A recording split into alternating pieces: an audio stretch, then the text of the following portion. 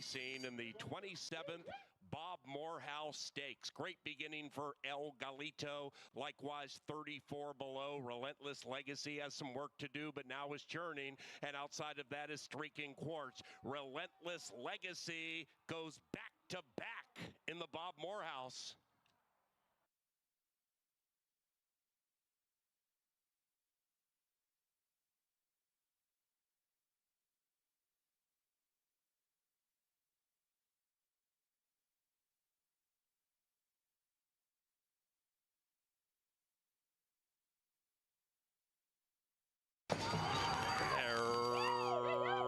Racing, pretty good start for all. She's a Sugar Mama, broke straight and fast. On the inside, She's So Relentless. Between them is Our Relentless Dynasty, and also firing is Living to Dream. 4, 7, and 10 to the line together. That's tight. Looks like the 4, but it's very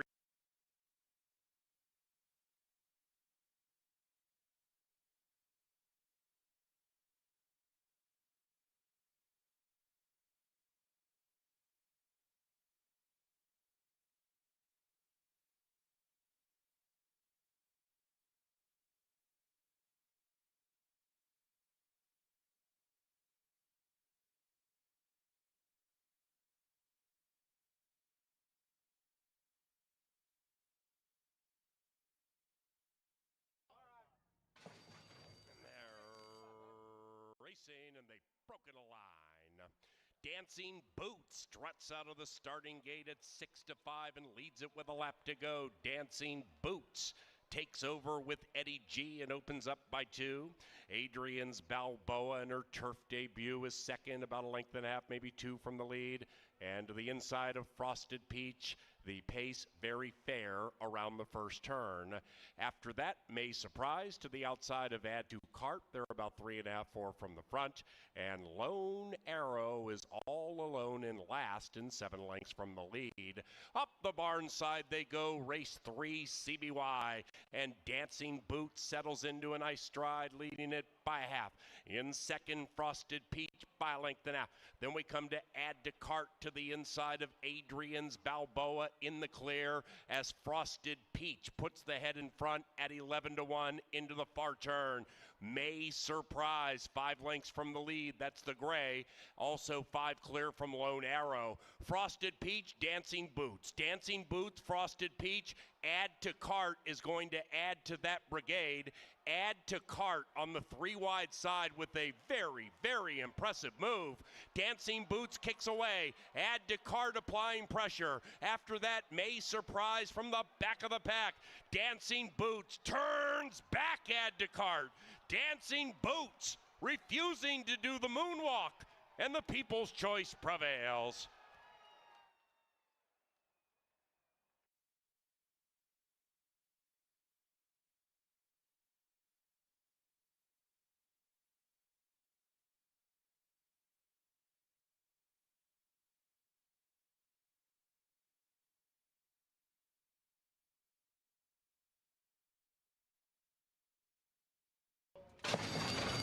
And they're racing. Rough beginning for Bolt of Luck. Started way back in last. You and Our Us pops the gate beautifully at 10-1, and that 9-horse takes over by 1. Hey Baby Miko is in second, but about to be joined by Dilly Dally Chuck, who's on the move. Likewise for It's Billy Baru, who's cruising up sweetly to the outside. After that, we come back to Forged with Fire, about 8 lengths out of it. Then it's a recovering Bolt of Luck. And the one in last is Diablo's d'Etat. They head for the money, and they're still chasing this long shot. You and Our Us. Outside, it's Billy Baru working very hard to get by a very well-meant You and Our Us. It's Billy Baru working super hard to the outside, but is not good enough, and the upset's on. You and Our Us at 10-1.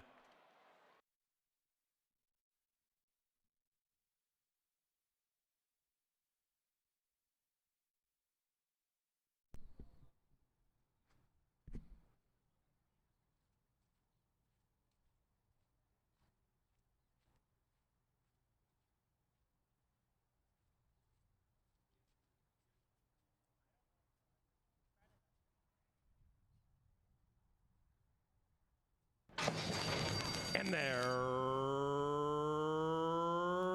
racing. The hot favorite, Baby Doll Peach, came out speedily.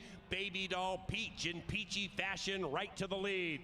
Minnesota Rose in full bloom at 19-1 in second. After that is Cayman Hot coming in hot in third, about 2.5 lengths from the lead, and 2.5 lengths clear from Radio Charlie, who's in fourth.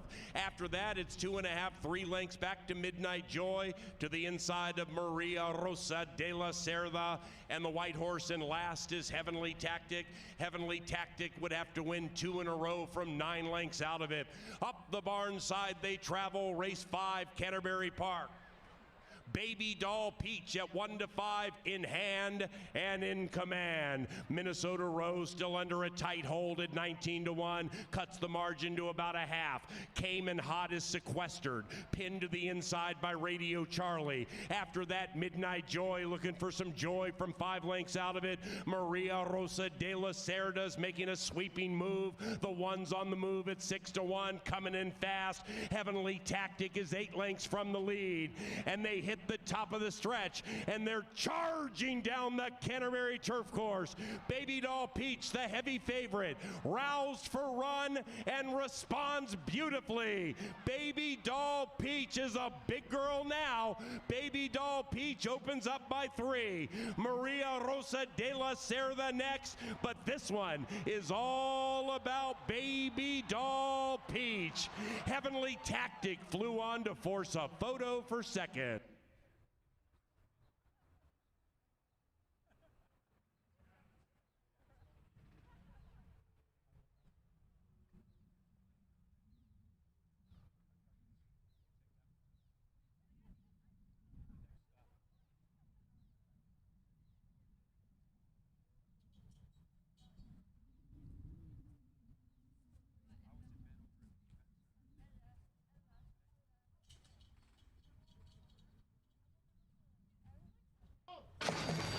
And they're racing. Very rough beginning for the 7, Ms. Emoji. Swift beginning for the favored Ash River, and Ash River goes right to the lead to the outside of 39 Timbers as they negotiate that first turn. After that, Gifted Valor is prominent, making a move to the outside, and now we have 3 astern around the turn.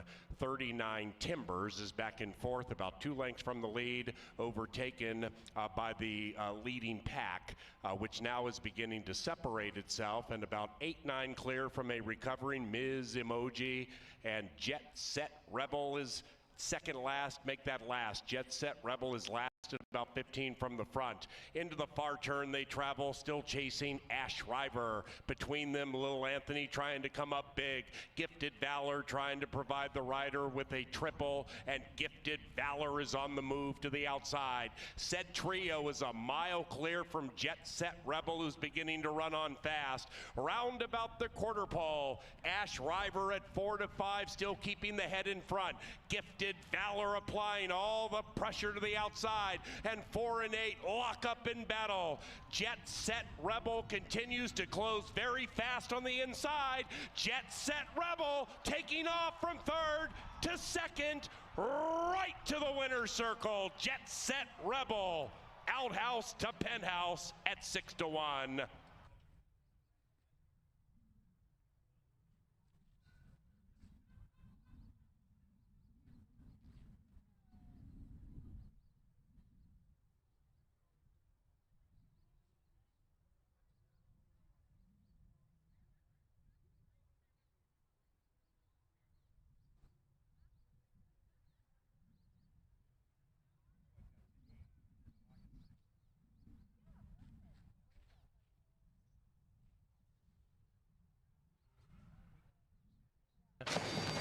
And they're racing. Pat Can't Count came out slowly, went right back to last. The others kick on coyly. The Man, the Myth at a big price, 23-1, flashing speed. Hat Trick Jack also fast in the early stages, and 4 and 7 going very quickly into the first turn.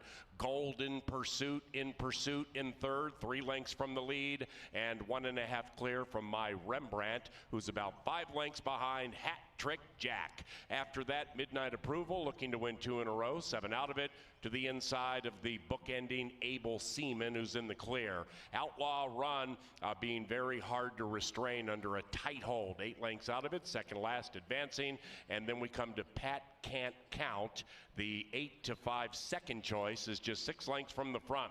Pace slows down as they head into the far turn, and we have 4 abreast. Poking the nose in front, the man, the myth. Outside of that is Midnight Approval, making a sweet move to the outside, and also cutting his Golden Pursuit. Outlaw Run is gearing up to the outside and beginning to roll in, passing the man, the myth. Inside of that is Hat Trick Jack. Then we come back to Pat Can't Count, looking for the light of day and shifting to the outside. Able Seaman, 7 lengths out of it, and in last, Outlaw Run rolls up to take the lead. Outlaw Run, 4.5 to 1, trying to run away. Pat Can't Count, very game despite the bad start. After that is Midnight Approval, but Pat Can't Count very, very impressively takes off and wins it by 6. Outlaw Run.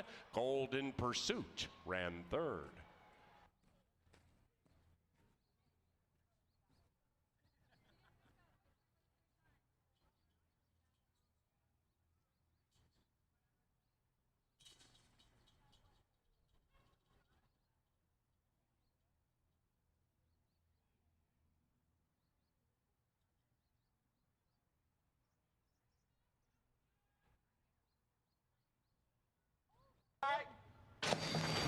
And they're racing.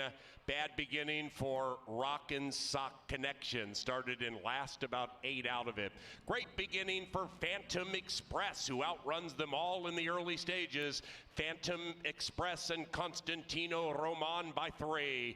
Zealous is next. Zealous is to the inside of Calatua, and they're now 2.5 lengths behind the tearaway leader. Then we come back to Mighty Army, 7 lengths from the front. King of the Trails being pushed on. After that, we come back to Speaking Loud. Number 6 has been pulled out of the race. Rockin' Sock Connection pulled out of the race. They have a 1/4 mile to go, and it is Phantom Express at 4 to 1. Locked in battle with Calatua. Zealous is behind them to the outside of Mighty Army. They're into the final furlong, and Phantom Express is not letting this heavy favorite go by. It is Phantom Express running away by 5.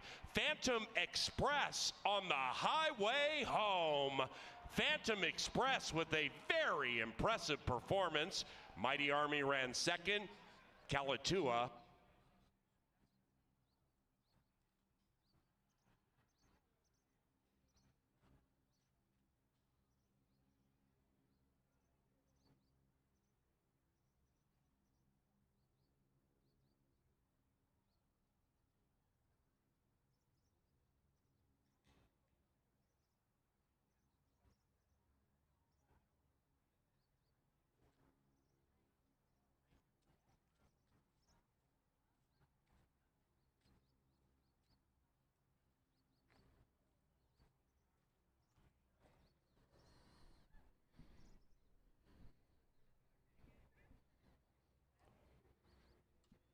Ladies and gentlemen, please rise as Mr. Paul Quinn leads us in our national anthem. Oh, say, can you see by the dawn's early light what so proudly we hailed at the twilight's last gleaming, whose broad stripes and bright stars through the perilous fight o'er the ramparts we watched were so gallantly streaming. On the rocket's red glare, the bombs bursting in air, gave proof through the that our flag was still there. Oh, say does that star-spangled banner yet wave o'er the land of the free and the home of the brave.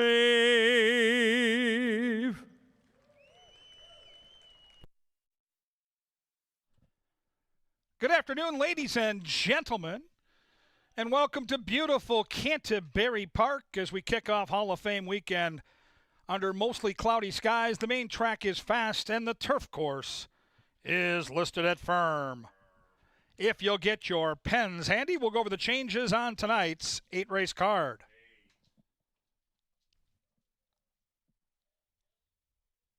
Race 1 starts the early pick 4.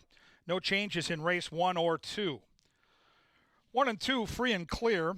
Race 3 starts another pick 4. Pick 4 in race 3 to be aware of. One of your betting options with some modifications in the betting with the scratch of number 1 Reboso and the 4 Spun Not Stirred. Race 3 we take out 1 and 4. With those scratches, no show, no trifecta, and no superfecta. But the pick 4 does start in race 3. On to the 4th, we start the 50-cent pick 5 with a 10% takeout. Scratch the 1 Sending and the 7 Lady K Westfall. 1 and 7 are out. Make the jockey Kelsey Haar on the 3 Icy Gold. Haar picks up the mount on 3 War Eagle. Kelsey Haar on the 3. Race number 5 with the late pick 4 starting. Late pick 4 starts with race 5. Take out the 7 Sultry Kitten. Race 5, take out that 7.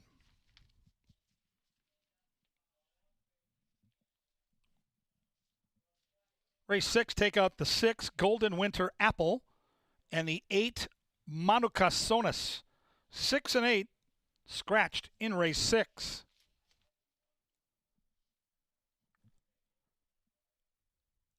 Dr. Dan's late daily double starts in race 7. Take out the Canterbury Classic number 2, the Alligator Hunter. Race 7, take out that 2. Race 8 is the Lucky Last. And in race 8, there are no changes. Today at the races, featuring Paul Allen, our track announcer, and the voice of the Vikings, will start in about 5 or 6 minutes down in the paddock, Canta Theater. It's sponsored by Touchdown Tile. That is today at the races, coming up in the paddock. Up next, though, we switch over to the press box, to the beautiful TV studio, to the lovely Jeff Madej and Angela Herman. Well, thanks, Kevin, and here we are in the First Bet studio. I'm Jeff. This is Angela.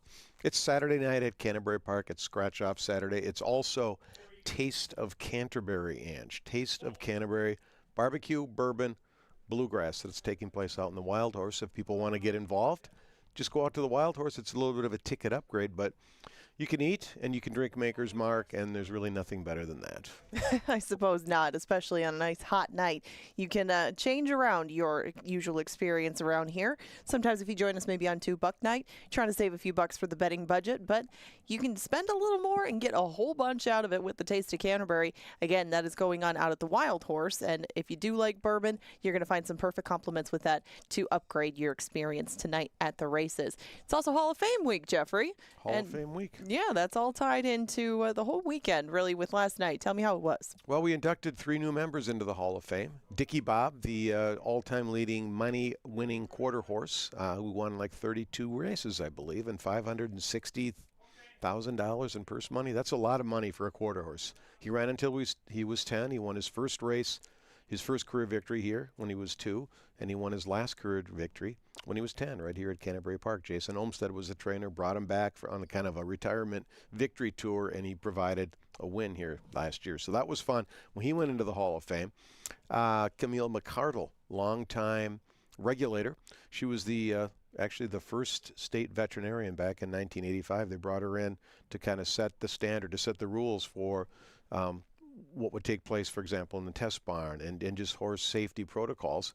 They invited her, I think she said, to come out for, I don't know, it was 5 weeks or 5 days or something. She stayed 41 years.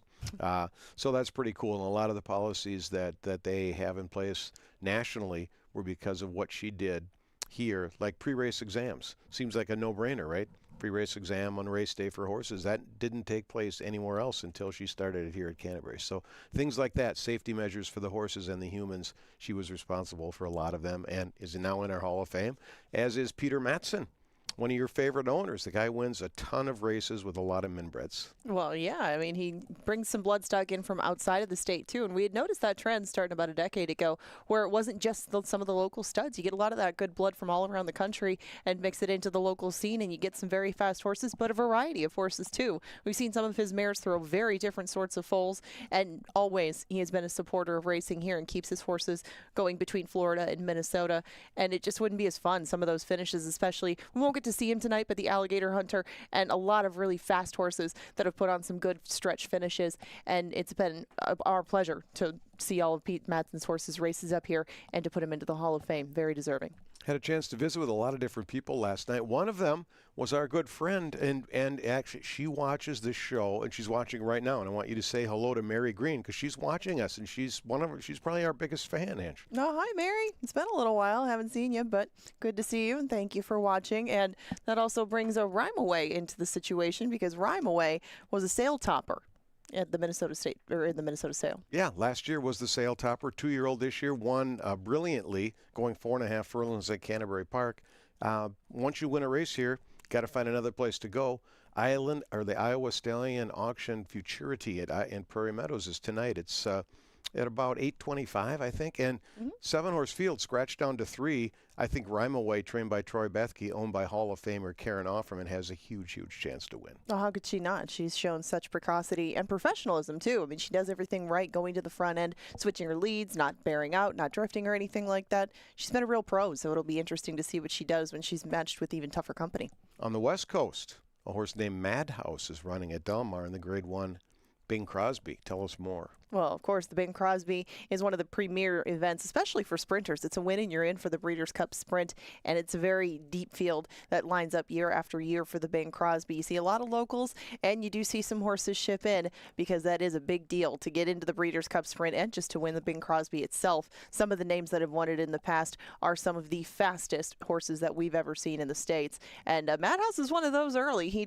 probably will have his work cut out for him late. There's a plenty of speed in there, but it is a very good bettable race, and Madhouse is going to be a good price again. He's won at some of these big prices before, taking them all the way. He drew an outside post in the Bing Crosby, and he's going to be a healthy price once again. Yeah, he won, broke his maiden here at Canterbury Park, and because it's Hall of Fame week, we have to mention Madhouse because he's trained by Canterbury Hall of Fame trainer David Van Winkle. We also should thank some companies, local, national, international, for adding money to our purses tonight. Every race has an additional $3,500 thanks to JTR Roofing, SRS Building Products, Certainty. They make shingles, and I know that because I've had a roof put on it at my house many times, and Keeger Insurance. So we thank those companies for providing this purse enhancement partnership. Worked that out with Kip Rakos and others to get things done. So that's pretty cool to have that extra money in the pot. Well, of course, we want to support our horsemen just as they support us, and putting a little bit more money in the pot really does add up over time, and it's very good to see our sponsors on board with that. We thank you so much for your support, because we'd like to keep the show going and keep as many people attracted to Canterbury as possible, and that's a big help with that. So thank you again. Now we move on to tomorrow. Pepsi Family Day. It's coming again, and tomorrow there's a whole different theme to it. But before we get to that, let's talk about the Junior Jockey Club. Right, the Junior Jockey Club, a chance for kids to learn more about horse racing. It's a free club. You can sign up. You get some information about jockeys and about the sport. And then after race number 2 tomorrow, a jockey meet and greet with 2 of our favorite riders, Kelsey Haar and Betty Williams.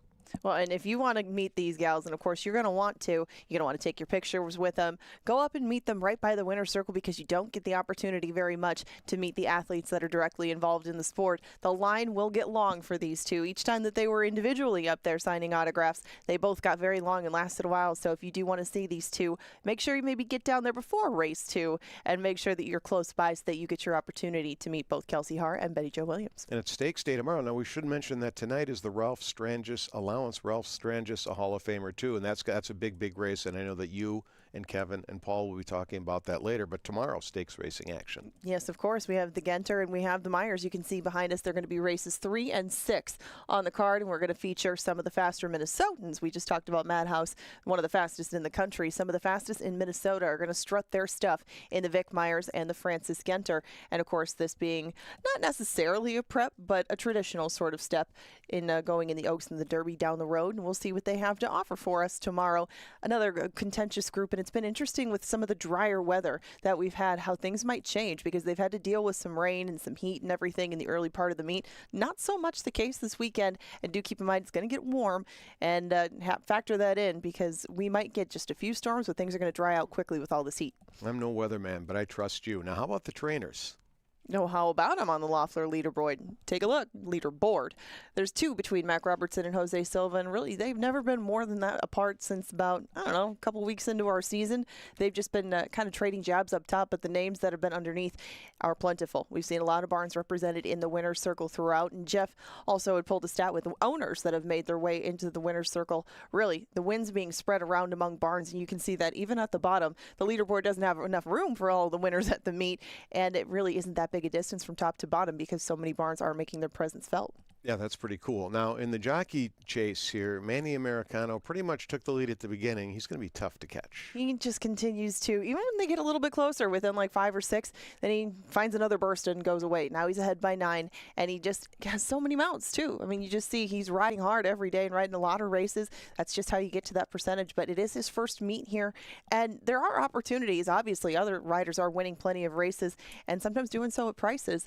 He does get bet quite a bit, but really good riders sometimes get let off at prices higher than they should be, and that's what you see reflected in this colony. Lots and lots of wins, just like on the trainer side for a lot of different people.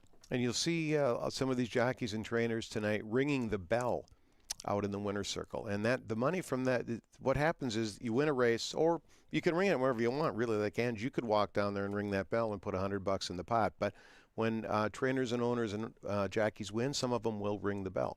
And that bell means that $100 is being donated to the Backside Chaplaincy Foundation, which provides services to the backside workers. Now, we've got another person here, and we're not going to disclose his name, but for every bell ring of $100, he adds another $200. So it's $300 that goes to that foundation. They do some great things. I want you to watch this video now, folks, and see one of the things that happened this week. Shields in Eden Prairie and the Canterbury Park Backside Chaplaincy Foundation is a program that has a chapel service on Monday nights where we feed the backsiders, and there's a Protestant sermon and music. But when it comes to having affiliates and benefactors like First Resource Bank and others, we are able to bring the kids who work and live on the backside to a place like Shields and give all of them the best shoes they've ever had in their lives. And that's today. So Banker Tim, everybody else with First Resource Bank, and those who support the Canterbury Park Chaplaincy Backside Foundation, thank you very much. The kids are going to be super happy. Let's take a look.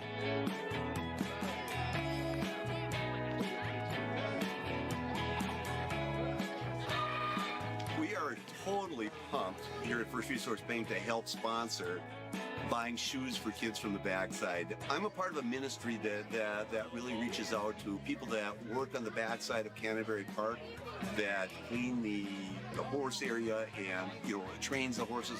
It's almost 40 kids that we're going to have here today, between kindergarten through elementary age, and we're just totally excited to have them here. These kids are excited. I've been told a lot of them had not had very good shoes to wear, and so for us to be able to do this is just a fun special day. I love all of you, so God bless all of you, and let's do it again next year, huh?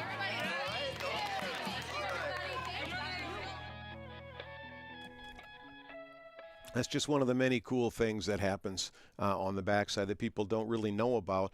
But that's where, when you hear that bell ring, that's where that money goes. You too can take part. See on sale throughout the building. The proceeds from that goes to the Backside Foundation as well for all sorts of different programs. And I should mention this while I'm thinking about it. These kids, there's a school on the backside called Furlong Learning.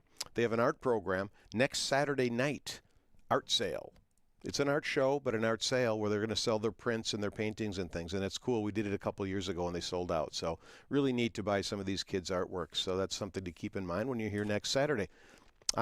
Let's talk back about handicapping now and things of that nature.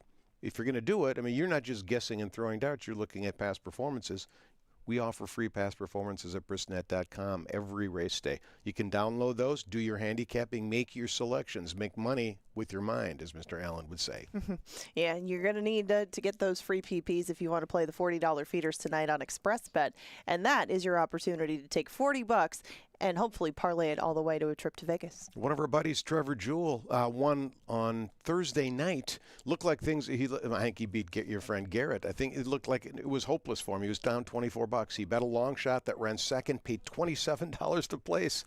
Ooh, that was a heartbreaker for Garrett, but congratulations to Trevor. But that can happen when you play that contest. He's got an entry to a $500 contest on closing night that could send him to the National Horse Player Championship. Yeah, that's a big deal, and that's again a way to take $40 and make it into a lot more. You don't even need to spend $40 to play the Pick 5. It's a 50-cent minimum wager, and what we mean by 10% takeout, well, that's lowest in the country. We take less out of that Pick 5 pool and put it back into our coffers and put 90% back out there into the winning payouts. We have takeout on every wager here, and of course that does vary wager by wager, track by track, but we emphasize this wager because 10% is, again, the lowest in the country, and this is the ticket that I put together tonight.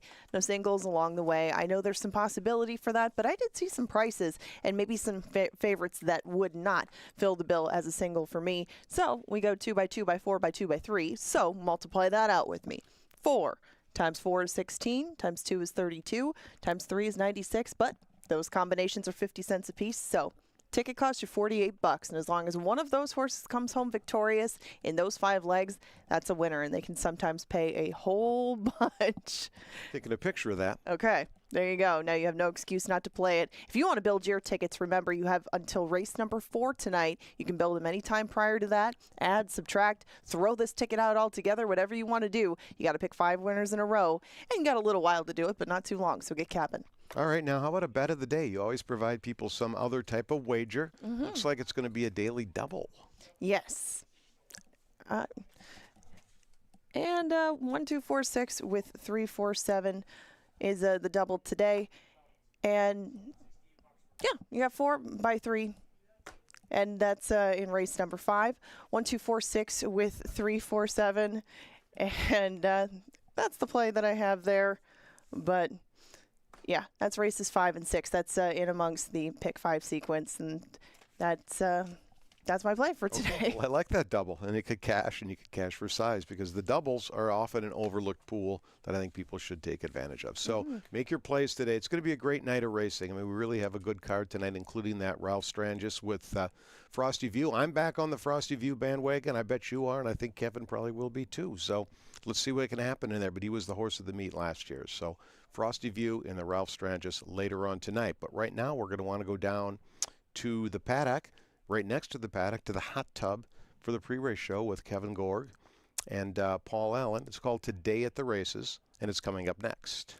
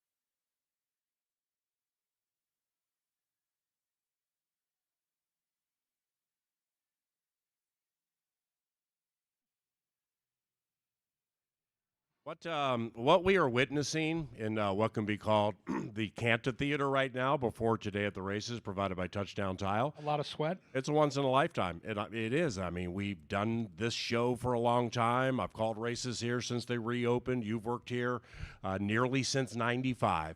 But never in a pre-race show have we seen one of the analysts, Kevin Gorg, he'll lip sing a song. We've seen that. But a lady comes walking across before you saw us, and in that part of that song that said, she like Loving him with that body, I just know it. pointed right at her. I did. And I mean, that's right Jumpin'- at her and made her smile. That's Jumpin' Damn, Jim's you wife. smiled. That's Jumpin' Jim. That's Canterbury Immortality. That is great. It's good fun. Fun start to a Saturday, and welcome to tonight's card, which has some depth to it. You may be able to make some money. Paul Allen, Kevin Gorg. And we have a fast main track and a firm turf course into the second half of the Canterbury season. It is warm here at CBY. It's quite humid. Yes. Seems like it's becoming more humid by the second. Yes. So we will get to race number 2, speaking of the second, in a second, but we begin with race number 1. And that is on a firm turf course, pick 4 wagering. Now, I believe it was Thursday. We raced Wednesday and Thursday earlier this week.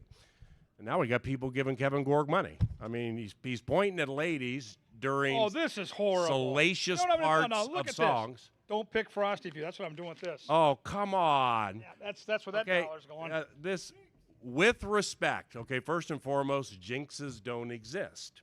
But secondly, first and foremost, this Frosty View gang, and this comes with respect, because the trainer, Joel Burnt, happens to be an incredibly good friend of mine, and he's not going to take this personally or seriously.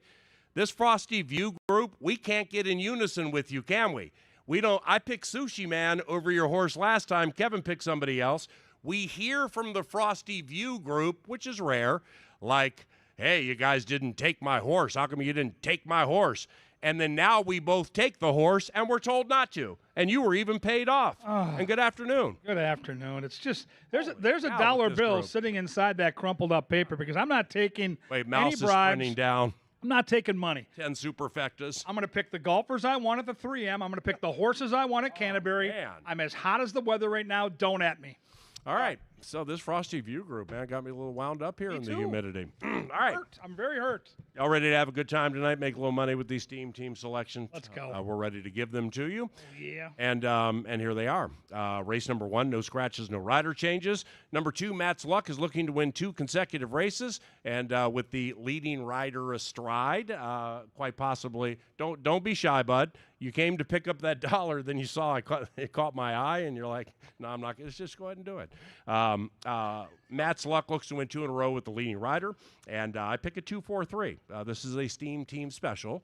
All 3 of us have taken Matt's Luck on top, and when that happens, the horses win at a 78.6% clip over the last 6 years and 4 weeks. Hey, little guy. Hey, right bud, there. Hey, bud. there's a dollar. Pick that up right there. There's a dollar inside that Yeah. piece of paper for you. Yeah, that you're gonna show mom And that tell mom you want to bet on Frosty View with everything you got. All right? Tell mom to Let's bet take 300. those odds and move them right down. Mom. Frosty View can't lose, kid. That's great. Yeah. See, it was twofold. You picked up trash off the ground, which is a good thing to do. Thank you, and you got paid for it. 2-4-3. What do you do in race 1? I'm exactly the same. I'm a little bit nervous because this horse won at the $15,000 level, and now they drop in for 75. But it's in Mac we trust. I mean, Americano stays. The horse looked really good winning last time. The horse that he beat, Flying Martini, came back to win. So we're not going to get a big price. It might be a pick 4 single. 2-4-3 for me. Let me ask you a serious handicapping question with this race, and I think Matt's Luck will win below even money. Clearly, Kevin does too. Where's the speed? I mean, like Matt's Luck, I think is going. Oh, he's loose. Okay, you think for sure? He was chasing a 23 fraction last time, and obviously, Flying Martini's really fast. Yep. There's no other speed in the race. I mean, the one has a little bit of speed, but the outside 3. Okay. I don't know, unless Gallardo sends Yeah. Rowan August. I think Mac's horse is loose. All right, 2-4-3 in race number 1. The second race, fast main track. No scratches, no rider changes here, and 6 duel. TC Gold, the morning line favorite. The trainer and jockey would be looking to sweep the early double if the first one was able to win. I like It's Miles, and Kevin and Angela are on number 3. What gold do you find in TC? I got to use both. I think it's a 2-horse race. It's a nice allowance race, nearly $33,000 to play for here. Mouse came down looking for the dollar. In a sweatshirt to boot. Both come off a 51 buyer. Both horses are in good form.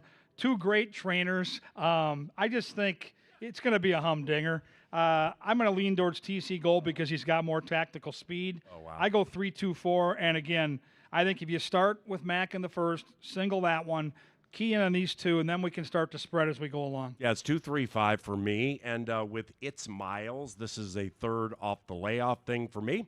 We had a Stark Improvement last time to run second, but he's found a way to run second 2 consecutive races. I think Roman's having just a fantastic season, totally trust him, and enough tactical speed or speed from the inside to be contentious. TC Gold's going to be a handful, but I'll take what I think is going to be the second of the two low prices, 2, 3, and 5. Race number 3 is on the turf, and this one has a couple of scratches. Scratch numbers 1 and 4, so we only have 4 of them. It's been good for the last couple of weeks, 2.5 weeks. We haven't had to say no show, trifecta, or superfecta wagering. This one I'm going to go 6-2-5. Moral Dilemma on the stretch out. Kelsey's having a wonderful season. Could be the controlling speed of the race. 6-2-5. Yeah, it's a bummer that we have a 4-horse field and it's no show, try, and super. But to me, the silver lining is we offer another pick 4 that starts in race 3, and it's a really nice sequence. The last 2 races are incredibly hard in this pick 4 sequence, so I would strongly encourage with your win bets to play some pick 4s. I like the outside 2 horses. I like Catch a Wave and Moral Dilemma. For me, it's more of a stand against Shotgun Runner, who's been beaten at low odds 3 straight. So I'm going to take a stand at the likely favorite. Catch a Wave should be rolling late. Moral Dilemma should be on the lead. I think it's one of those two. I lean towards Catch a Wave, but I've got the sod surgeon in play here with Bridgman. I go 5, 6, and 2. The 4th race begins the Canterbury Pick 5. It's only 50 cents. Use as many or as few horses in each leg, each race, as you desire, and hopefully hit that Pick 5. We start with a couple of scratches. Bookenders 1 and 7, 1 and 7 out, so we're relegated to 5 here. I took it 2, 5, and 4. Vesper Chicks down for $7,500. Kevin talked about it a little bit earlier, but when you get horses going on drops like this, there have a tendency to be a lot of red flag to it. For these connections, and for me, it doesn't. They with Vesper Chicks, they claimed the filly from Tampa Bay Downs for $8,000, went third, 6th, 4th. So you win here and you get a claim. Not only do you get out, you make money. So that's how the claiming game is played. I just don't think there's really much to beat. 2, 5, 4. Yeah, with you. Same numbers. Not a lot to really add to the equation here. This horse is going to be on a huge class drop, has faced significantly better, and the Padilla barn is a barn that we can trust. They come out every summer and win between 15 and 30%. Go-to riders there, 2, 5, and 4. Are we singling Vesper Chicks? I am not. I have to use Island Bender, who I believe second off the layoff is a problem. Joel Burnt's barn continues to rattle along at a big number. You get Roman, who I'm definitely afraid of. He's such a good rider, as you alluded to. So I'm going to use the 2 and the 5 here. Yeah, I might go 2, 5, 4, trying to get the third price of those 3 in, and maybe not. I might even single Vesper Chicks. I got to figure it out. But with Manny Americano, the rider on number 4, Peppermint, I just have a feeling he's about ready to have a bunch of those days where he wins 3, maybe wins 4, wins 2. It goes in cycles. Roman had some of those days. Kelsey was winning a bunch there for a minute, but Americano's having a great year. 2, 5, and 4 in race number 4. 5th race begins the final pick 4 this Saturday at Canterbury. Scratch number 7, Sultry Kitten. For me, this one's as easy as 1, 2, 3. And Kevin also likes Long Gone Sally. Yeah, power play tonight. I'll get into the details on this horse, but 7 furlongs is a quirky distance. When you're handicapping these races, fans, make sure you find horses that are built to travel this distance. And Long Gone Sally's 3 for 4 at 7 furlongs. My woman is so very sharp right now. You look at her pattern, 3 wins and a third in that mix. So you got to use the 2. And then I think the 4 is sneaky here. You mentioned Americano. I'm with you. I think he's sitting on some big days coming up here. Don't let that 4-horse drift up to 4 or 5 to 1. I go 1, 2, and 4. 1, 2, and 3 for me. And if I get into those exactas and trifectas, the 3 is going to be the key because I think we're going to be around 5, 6, 7 to 1. And that would be probably for second. But here's the reason, is the last 2 are on the turf. And if you go back to the previous dirt races, well, the second at Canterbury was pretty good. Lost to Long Gone Sally, granted, at Tampa Bay Downs, but that was quite some time ago. So I just think Ask the Monarch is going to improve on the dirt, and maybe for the exacta trifecta, it could be a little sneaky. 1, 2, and 3 in race number 5. Race 6 via touchdown tiles today at the races. This Saturday at Canterbury Park features the Baby Girls. 2-year-old fillies get center stage. Scratch numbers 6 and 8. 6 and 8. The future of racing in Minnesota. They're all Minnesota breds, and most, if not all, making their debuts. What do you think? I think there's some fun ones here. We've got a horse that's bred by Dialed In, who was on the Derby Trail. We've got a gift box Johnny. horse by Mousse. Ange is on the 2, by the way. That gift box was a really cool sire, a really nice racehorse. In the end, the only horse with experience is the 4, Mini for the Max. And I think that matters. I think that really, really, really matters. Yep. So if you're going to play the pick 5, I think you have to use the 4. We both end up on the 7, and it's kind of a guessing game with first-time starters. But Americano picking up a mount for Vic Hansen caught my eye. Yep. I go 7, 1, and 4, and I have to spread here because we have one complete start in the entire field, and it's a guessing game. Yep. Yeah, I'm using, I pick at 7-3-1. 7-3-1 are my top 3. And I am throwing the 2 in the race. I got to think about the 1 a little bit. But when I was rattling off riders who, like, for a couple of weeks would win a bunch of races, a few weeks ago, Eduardo Gallardo was winning a ton of races. And why I bring that up, I don't have the 4 in my top 3. Likewise for trainer Stacy Rushton. I mean, they got real hot over about 2.5 weeks recently. But Gallardo jumping on Mini for the Max with that experience and maybe a little more early speed and on a fast main track, not a good track. Getting horses like that at like 8 to 1, those are the separators in the pick 5s where that leads you to $1,000 or more. So I'm going to pick at 7-3-1, but use several in the race. Could be wide open. Race number 7, the penultimate on a firm turf course. Scratch number 2, the Alligator Hunter. Number 7, Frosty View, was so convincing last time. So fast, so beautifully managed, all dappled out. Great speed, seems to be hitting a new top. I don't think number 7 can lose. 7-3-8. I do. I mean, I think he can lose. I just think that was the bit. I know, the bit with the guy and the thing, and I get it. Sushi Man's the wild card for me because they rated him last time and it didn't work. And they keep finding each other in the same race and they have the same style. Mm-hmm. So if Sushi Man goes after him, if It's Bob Business goes after him, maybe Victorious Vanda or Haunted Haze can get that first run. Oh, their speed. There's other horses that can sit just off. I go 7, 3, 8, and 5, and I joked earlier, and I'll joke again that I think the horse is very likely to win, but I think there are cases to be made for both the 3 and the 5 at big prices. Well, I mean, It's Bob. This race is 7.5 furlongs, so It's Bob's Business has won at this distance, but the last 3 have been sprinting. We're doing halves and 44 and change here, so obviously he's going to slow down going 2 turns.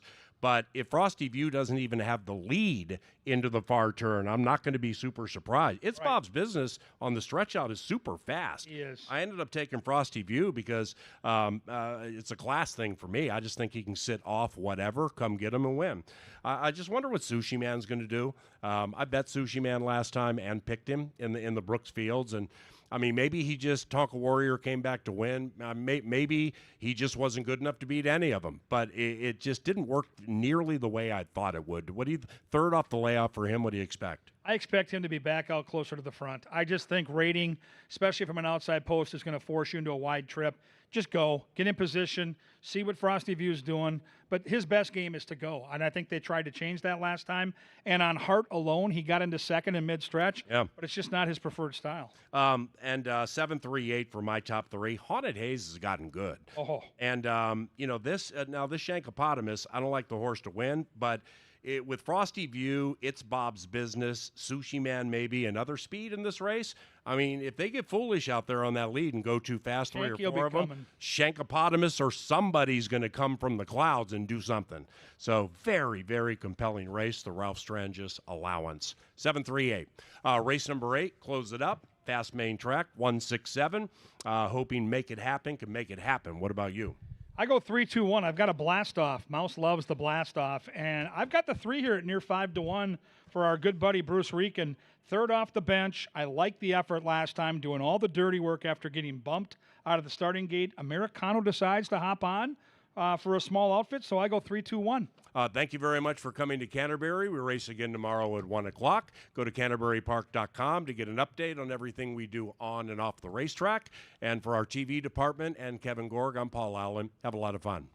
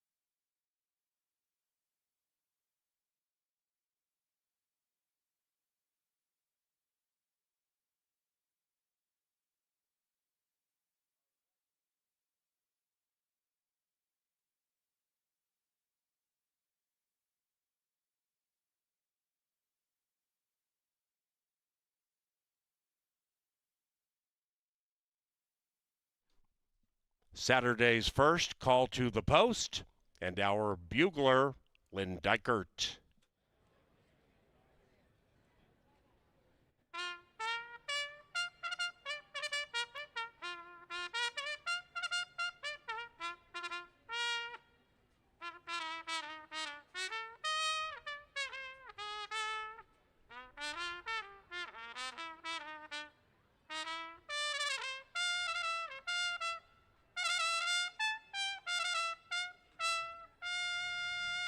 All right, Lynn, thank you. Yep, have a great evening. Lynn Dykert. The runners for race 1 to a firm turf course, rail all the way in. Pick 4 wagering for 50 cents and no scratches.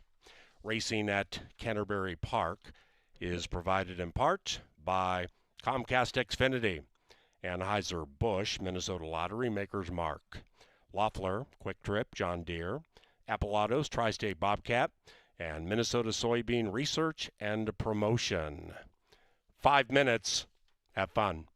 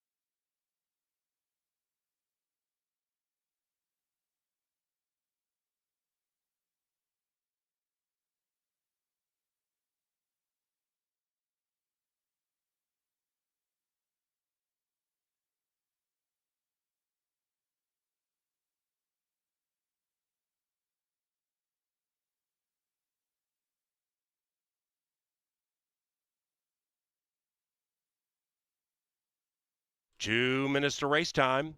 Welcome to our featured groups this Saturday. They include the Serbiak 60th anniversary, Jonah's bachelor party, Purina Animal Nutrition, the Necklin Party, and Riser Residence. It's Hall of Fame weekend at Canterbury Park. There were 3 inducted into the CBY Hall of Fame last night. They were owner Pete Matson, Dr. Camille McCardle, and the quarter horse Dickie Bob. Now, all of tonight's races include $3,500 in added purses, courtesy of our partners JTR Roofing, SRS Building Products, Certainteed, and Kigger Insurance. Thank you very, very much. 1 minute.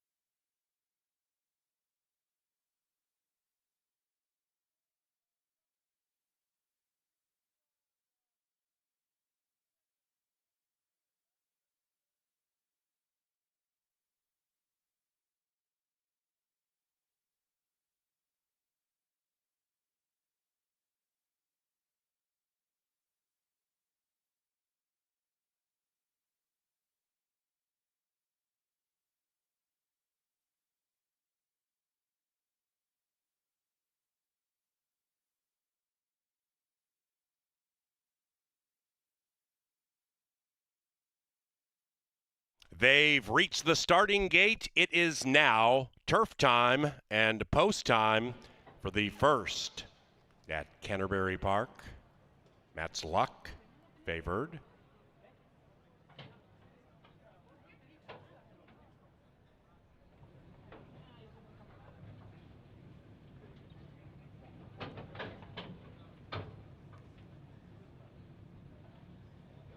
Score McCoy goes in, and Britt Blitz last in. 5 ready to battle. Welcome to the show.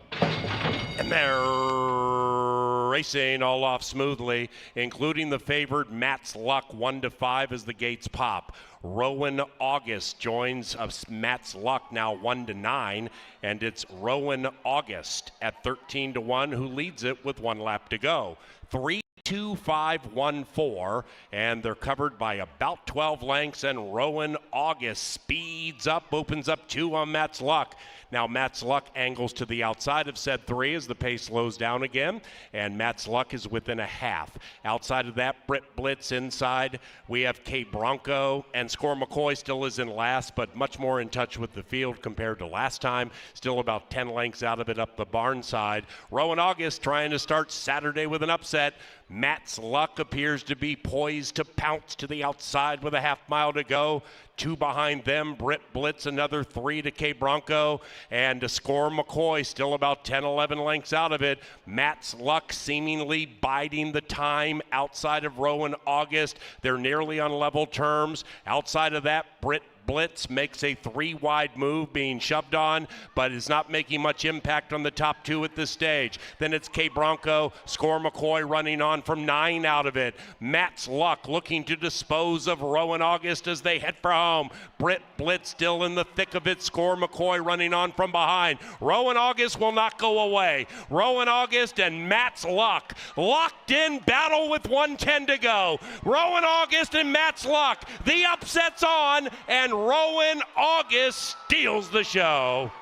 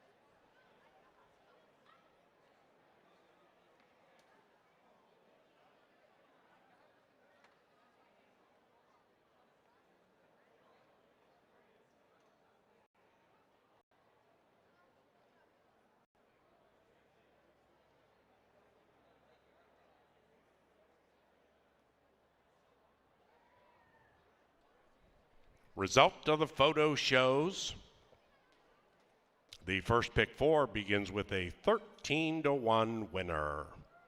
Rowan August first, 3-2-4-5.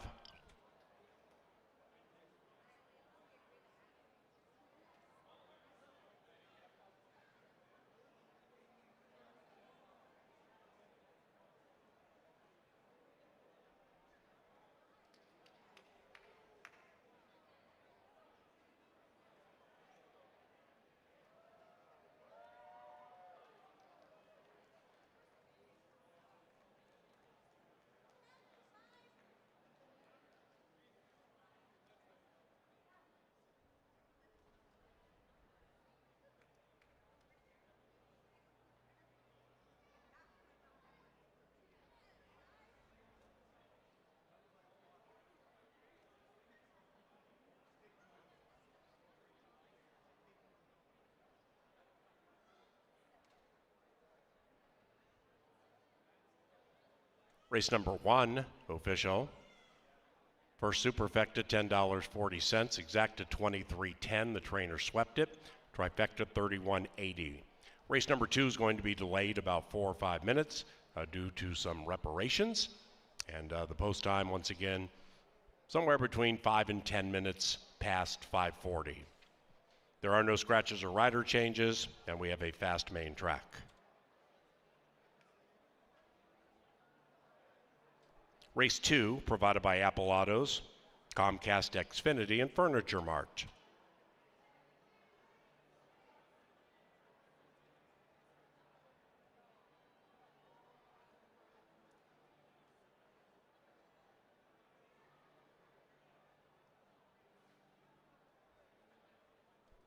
Into the winner's enclosure, Rowan August and Eduardo Gallardo.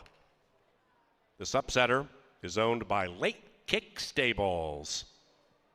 And the winning trainer, Mac Robertson. Final time, 138.82. So post time about 28 minutes from now.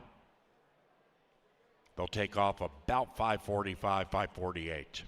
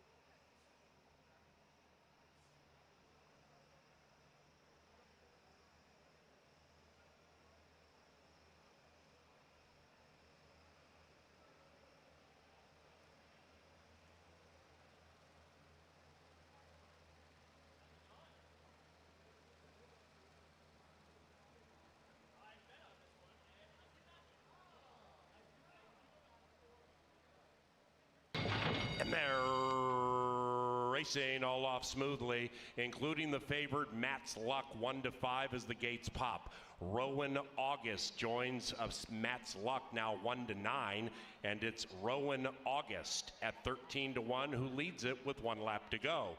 3-2-5-1-4, and they're covered by about 12 lengths, and Rowan August speeds up, opens up 2 on Matt's Luck.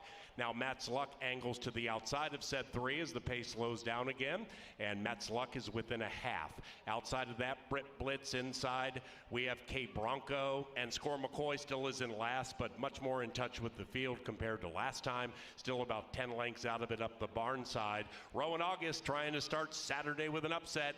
Matt's Luck appears to be poised to pounce to the outside with a half mile to go.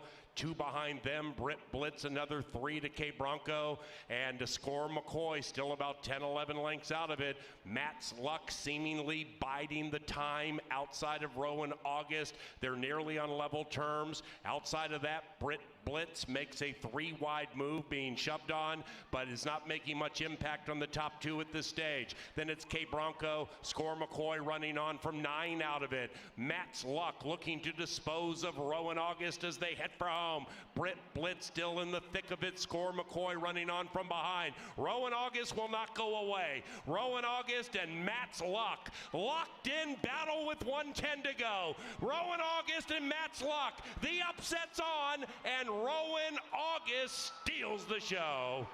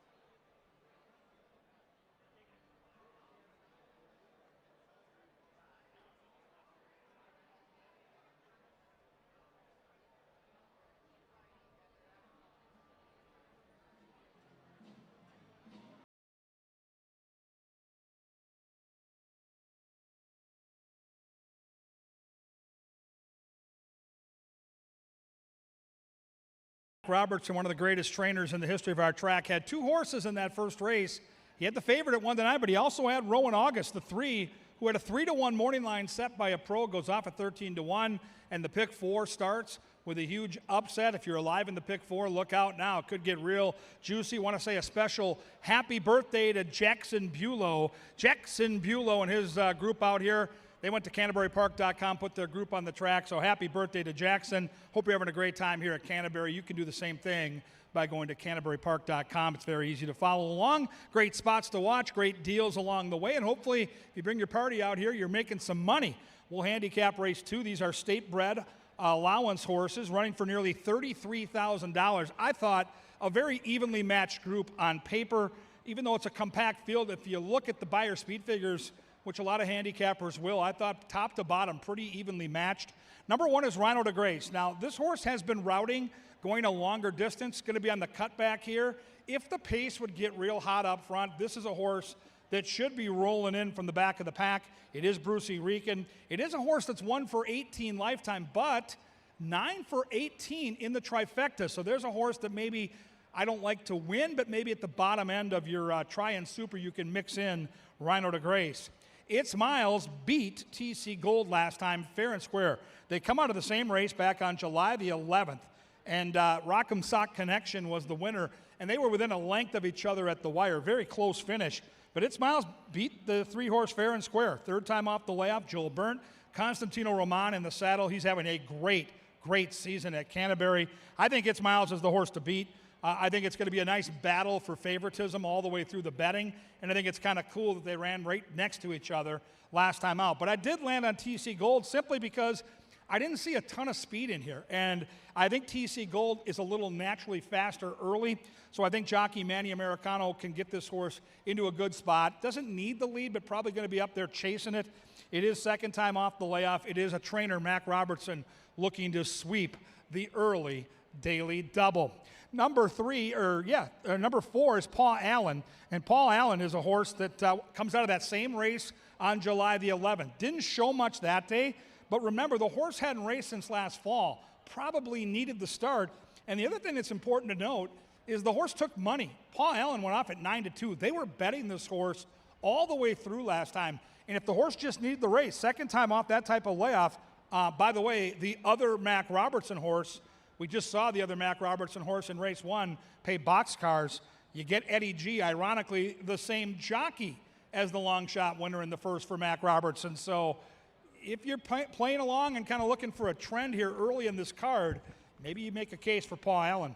Number 5 might be the speed of the speed. It's Kelsey Haar. And what I love about Kelsey is she puts her horses in the race. And in this race, it might be very advantageous because, as I mentioned earlier, there's not a ton of early speed, and this 5-horse is blessed with a ton of early lick. So if Kelsey can get loose for trainer Patrick Fields, they could be in business. Right now, 5-1, second longest price on the board, down from 12-1 on the morning line.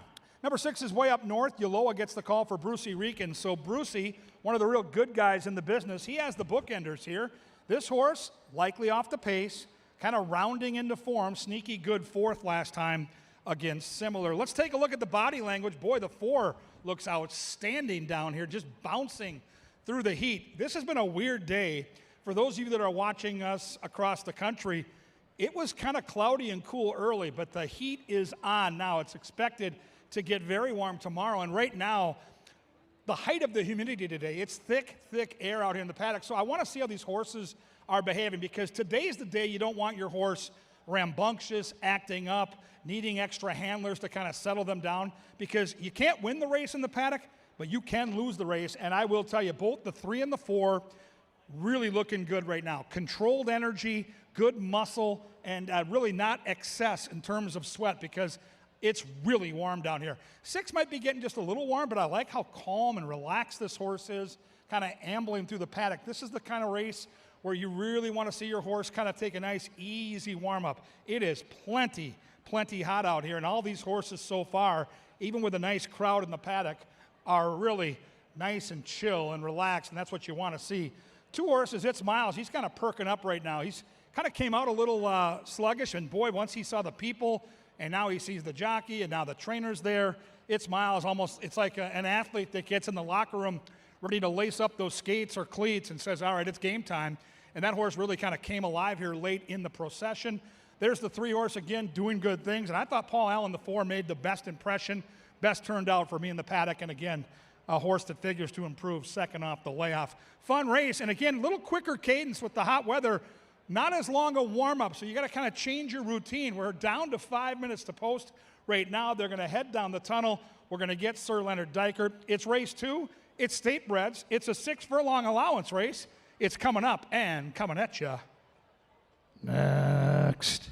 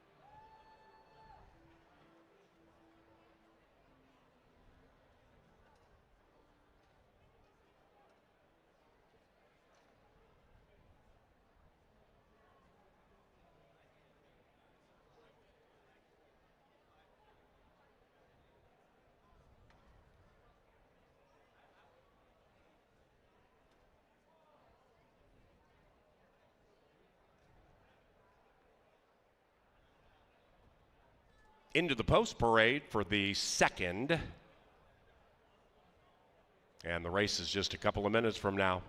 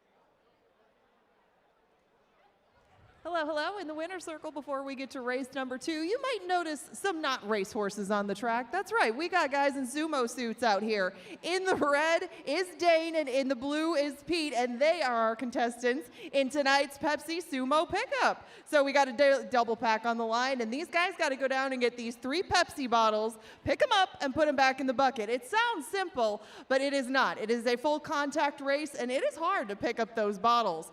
Now, they've had a little bit of practice in the suits, but this is going to be a trial run for these two. They've never done it before, and you guys hit each other as much as you can on the way down, because if you lose, you got to come back and try it again. On your mark, get set, sumo. Go for it, guys. Run, run, run. Pick up that first bottle. There we go. That's a solid strategy, Pete, but you actually got to knock him over next time. We got a headless sumo wrestler out here. Nope, nope. You got to get your helmet back on, but one bottle is down. Dane takes the lead over Pete and knocks him right out of the bucket to go for bottle number 2. Come on, Pete. You can get it in there. No problem. I've heard you're going to do the LeBron after this if you get that done. But Dane has already taken a whole bottle lead on you. You might want to consider hitting him. Okay, and that's a new strategy. Kicks the 3rd bottle right into the middle of the track, and now he's going to tie it up, taking the 2nd bottle back to the bucket. It's becoming a much closer race, Pete. Well done. Dane now has that 3rd bottle. He's making his way back. Pete is ambushing him on the way to the finish line, but Dane keeps persevering. Come on, Dane, get it in there. Yeah! Well done. That was quite the battle, boys, but Dane is going home with a daily double pack. You got some bets, you got some food, you got admission. You get a couple of admission passes to come back, but you'll have to get right back in that sumo suit. And if you want to bet the 2nd, they're headed to the gate.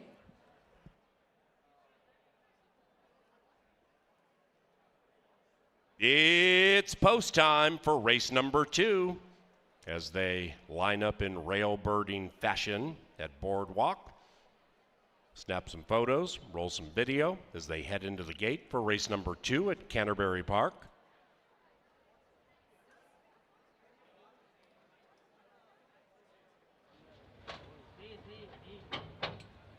TC Gold favored. It's Miles, 2.5 to 1. I'll make bank, 5 to 1. Way up north, last in. A 6-pack on a sultry Saturday in Shakopee. And they're racing. Perfect start.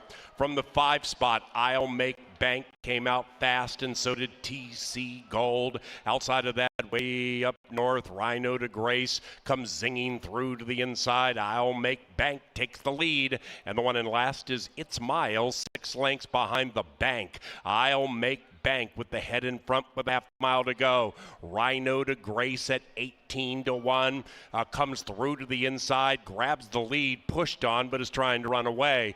Then it's I'll make bank. TC Gold still poised. TC Gold closing in stride by stride, is now within a half. Outside of that, way up north, 2.5, 3 clear from It's Miles to the inside of Paul Allen, who is last in 8 out of it.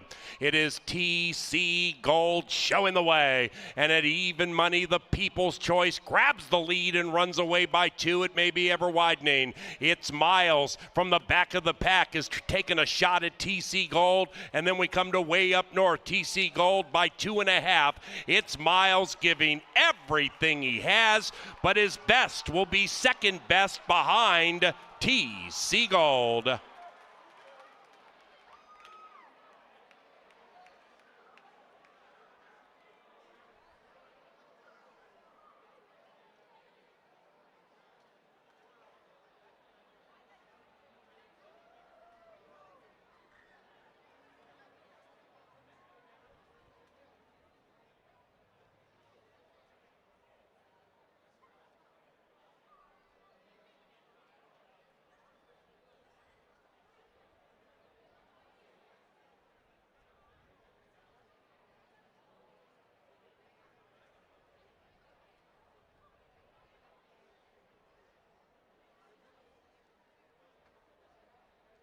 Number 3, TC Gold, first in 111.25.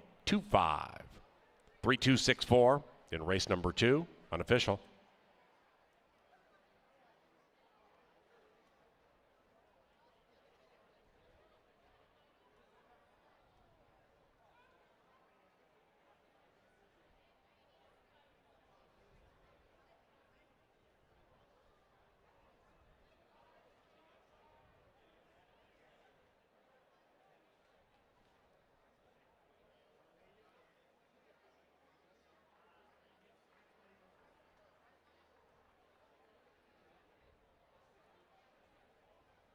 And the second race is official. Upsetter in the first, favorite in the second. And the double paid $72.80. Race number 3 is about 23 minutes from now. Back to the firm turf course. More pick 4 wagering. We begin a pick 4 anew with race number 3. Scratch numbers 1 and 4. 1 and 4 out of race 3. Thus, no exacta, trifecta, superfecta, or show wagering in race 3.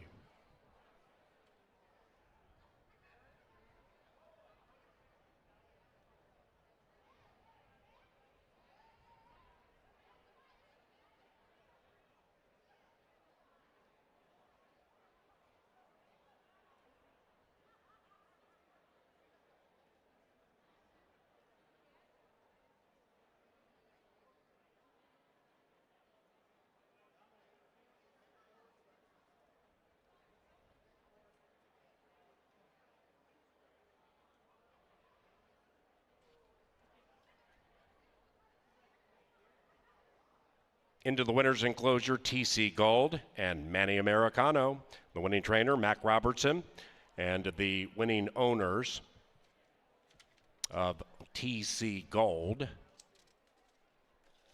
are Hugh Robertson and Tailored for Gold Stables. TC Gold is a 4-year-old brown son of Cross Traffic out of Dana's Lucky Lady, bred in Minnesota by Sugarland Thoroughbreds.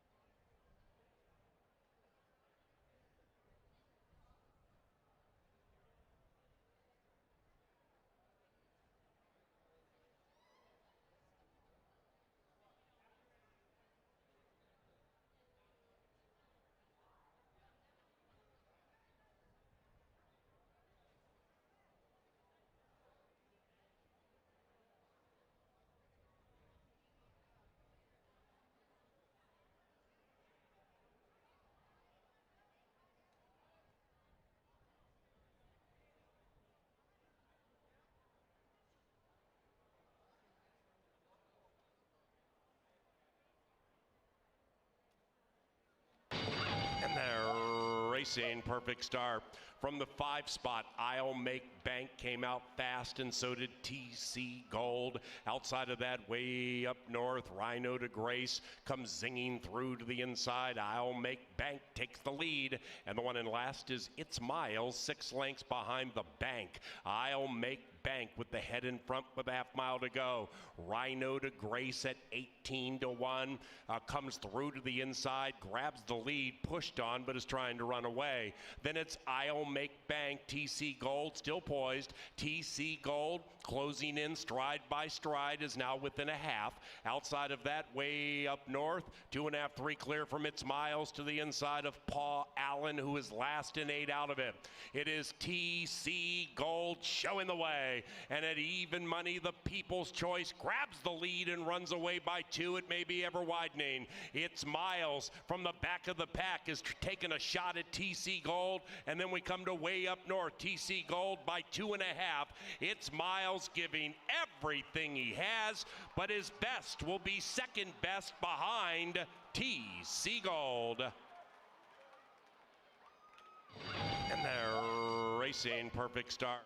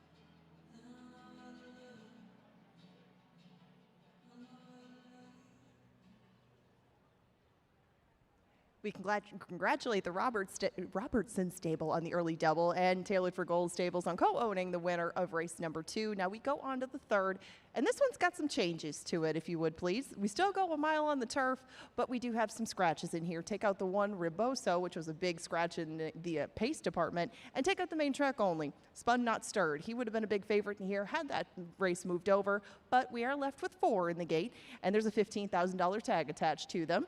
So, if we do start off with the other Jose Silva runner, he did have the rail horse that scratched, but his new claim Shotgun Runner is right back in this level. Last time that we saw him, he was running in this competition level, but it was a good track that day, and there was quite a bit of pace for him to chase. Usually Shotgun Runner likes to take things just a notch slower on the front end, and it got a little hot and heated for him up front. But Shotgun Runners run well over this turf course in the past, usually done so close to the front end, and I just think maybe he didn't need the target to run it. Maybe this horse should be out there guiding the way, and there are some closers to his outside as well as a little bit of speed too, so it should be a pretty fair opportunity for wherever Americano wants to be in the race. If he doesn't want the lead, he could probably sit second, but if he does want it, he does have the speed to go and take it on the inside, and really it is a cozy spot for him at a class level you know he can handle. That's why he is your 3-2 favorite. I'm going to take 2-1 Backdoor Royalty. This barn just won a turf race the other day, and they did so with a shipper. This one's coming from the Sweezy barn in Florida, and those races on the synthetic would translate pretty well if he takes to our turf course. Now, the last time that he was running on turf, it was down there, but it was against much classier foes, and this horse previously had been running in Southern California as well and really been holding his own against some pricier foes. Now, he does bump him up in class from his last race at Gulfstream Park. He's almost double the price he could have had him for that day. The winner's also come back since that time to win, and he does make a nice impression despite the heat. Perhaps it's helped him that he's been down in South Florida. This is nothing to him, and Backdoor Royalty is taking a little bit more money than that 72 morning line, currently on the board at 2-1. We do scratch the 4. Kevin likes the 5. Catch a Wave is going to try to improve on that second place finish last time around. It was in the aforementioned race won by Crew Dragon that was run over good turf. Now today they'll catch a firmer course, and previously this horse had run on those firm ground, but just hadn't been in the race as much early, and Catch a Wave really responded when Jermaine Bridgman had put him into the race early last time around, and he almost came up with the win. Crew Dragon was getting a little leg weary down the stretch, but Catch a Wave could not quite get there on the wire. Still, it looks like he might have something to run down, and if he does stay closer, it could look like a very similar trip to the one that day. That only was a head short, and he's 5-2. Seems like a pretty square value for a horse that has run so well recently in exactly these sort of settings. The outside horse, Moral Dilemma, brings some speed to the table, and we wish them luck. This is Paul Allen's selection, and you might see him down here in the paddock with Moral Dilemma. He is going to try to double up on wins this year on our grass, but he's going to try to do it going a lot longer than he has recently. 5 furlongs will go to a mile. We'll test that again with him. This horse has run a little bit longer in the past, and it hasn't gone as well. He is just so quick early, but He did manage to rate a couple of starts ago and let the front runners go. He came up and nose ahead that day of a horse that did come back to win, and we'll see later this weekend as well. A good representative race for him. It's just the distance. We'll have to see how far he can carry his speed, and he'll have to do so against a couple horses on the inside that already have 2-turn experience on him. So you still get 5-2. You'll probably get a little bit more value there, but Kelsey Haar is rolling well right now, and she will be the outside marker in here in this group of 4. We have 7 minutes until race number 3. Like I talked about before, your betting options a little reduced. You can do win, place, exacta, double, pick 3, and pick 4 wagering if you want. And the third, still a very healthy betting menu. And the 4 of them head out to the track, and they will tango for the third in 6 minutes on the turf. In the meantime, you will want to find a TV monitor, something that you can watch the next 6 minutes, because sometime in there, Kevin Gorg is going to take to the desk, and he is going to give you a sure thing in his patented power play. Coming up and coming at you next.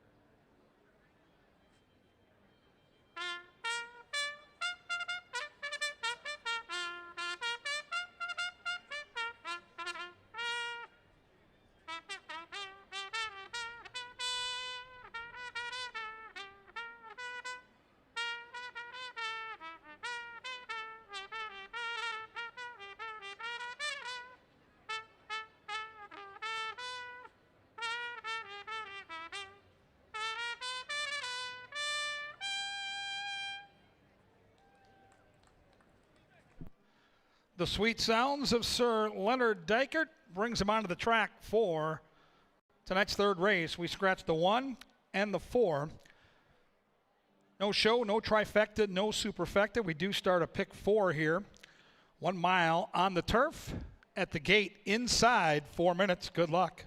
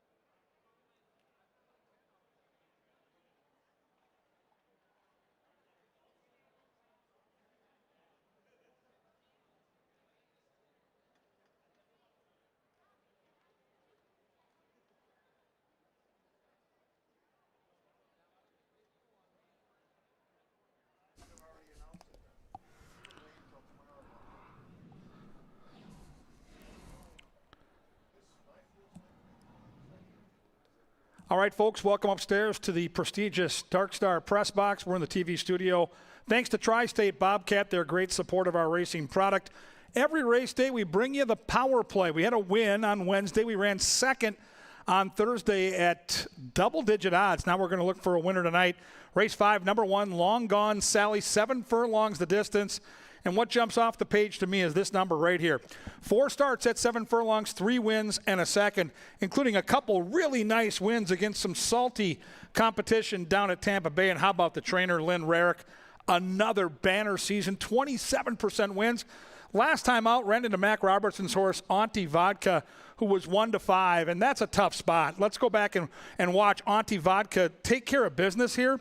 But I really like the way Long Gone Sally, who right here looks like, man, we're going to be in the horse sandwich. We might run 4th or 5th.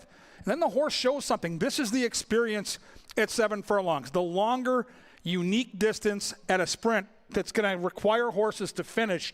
And this horse has some good finishing kick. Even though the 1-5 shot's going to win, we battled all the way to the wire, and we're going to battle into the winner's circle tonight. Race 5, number 1, Long Gone Sally.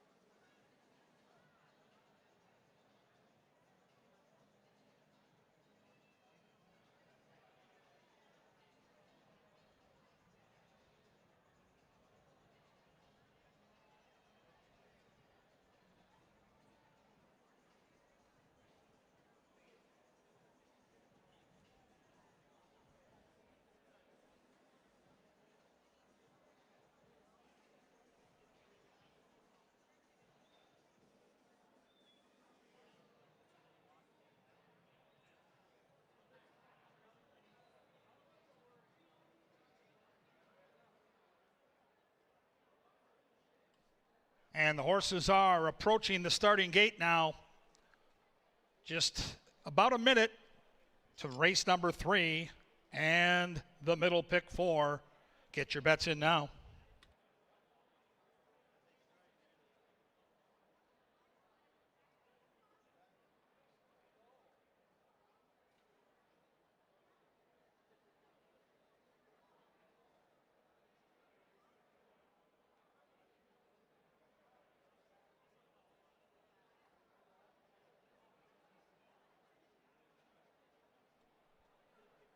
It is post time. Post time, the quartet moving in for race number 3 at a mile here on this beautiful turf course. Shotgun Runner favored at 8-5. The last in line will be Moral Dilemma and Kelsey. There in the gate. And they're off. Quartet came off to a perfect start, and Moral Dilemma is going to flash early speed as they're running by the judges for the first time. Moral Dilemma has a quick 2-length lead. Shotgun Runner tracking from second. Outside of that one is Backdoor Reality. And at the tail of the field is Catch a Wave, who's got 9 lengths to make up as they bend around that first turn. And Kelsey Haar and Moral Dilemma are going to dictate terms by a length and a piece. Shotgun Runner and our top jockey, Manny Americano, set to track that one from second. Gap of 2 to Backdoor Reality. Another 4 back to Catch a Wave. They went 22 and 4 for the opening quarter. The field is very spread out as they head up the barn side, and still Moral Dilemma with that 1-length lead over Shotgun Runner, who's poised to pounce in second. Gap of 4 now, back to Backdoor Reality. Another 3 back to Catch a Wave, who's got 7 to make up. 46 and 4 to the half mile. Nothing's come easy on the front end, but Moral Dilemma is pounding away with that 1-length lead as they get to the far turn. And now Moral Dilemma cuts, and Moral Dilemma now cuts to a 2-length lead. The others better get moving because Kelsey's pushed the button, and Moral Dilemma is off by 4. Shotgun Runner feeling the heat. Backdoor Reality trying to close in. So is a Catch a Wave. Top of the Canterbury stretch, and Moral Dilemma is out here by 8. Moral Dilemma into the final furlong with a keen turn of speed. The race is over. Head to the window. There is no dilemma. It's Kelsey Haar and Moral Dilemma. Easy.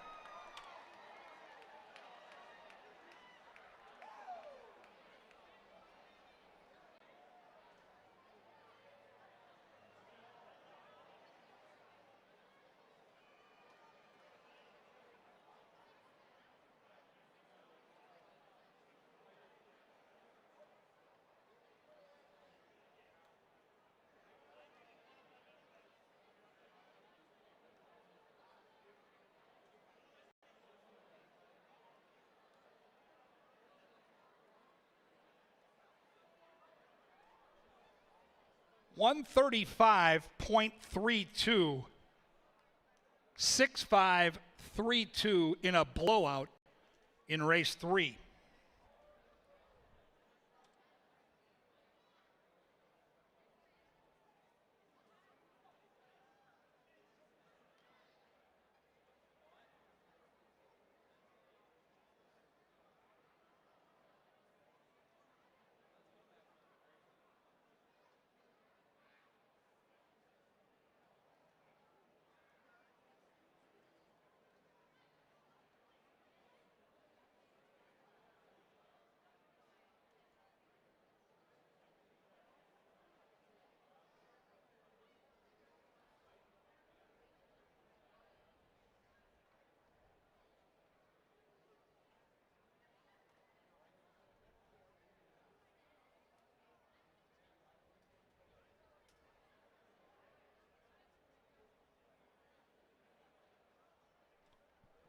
It's official.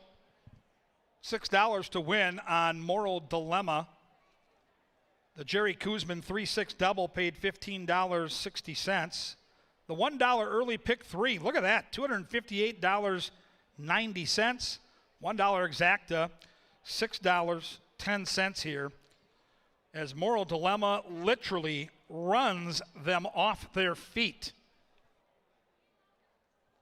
Third career win on the Canterbury turf for Moral Dilemma. All 3 of his career wins here in Shakopee on the green stuff, and really looked good tonight doing it. On deck will be race 4. We're back on a fast main track for the 4th. It does start our 50-cent pick 5. In that 4th race, do note that 1 and 7 are scratched. The pick 5 will start in about 25 minutes, race 4, back on a fast main track.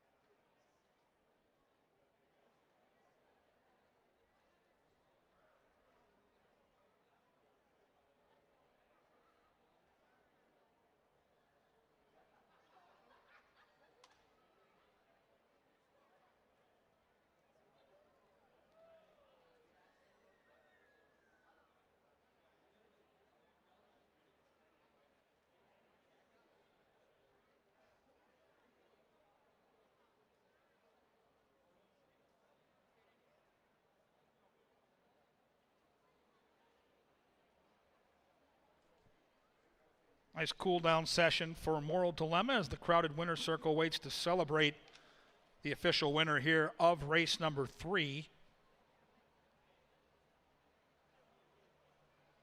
Sunday racing tomorrow, 1 o'clock, Pepsi Family Day. Unicorns and Llamas. We've got a couple of nice stakes races. Come on back tomorrow for a fun day. Bring the little ones.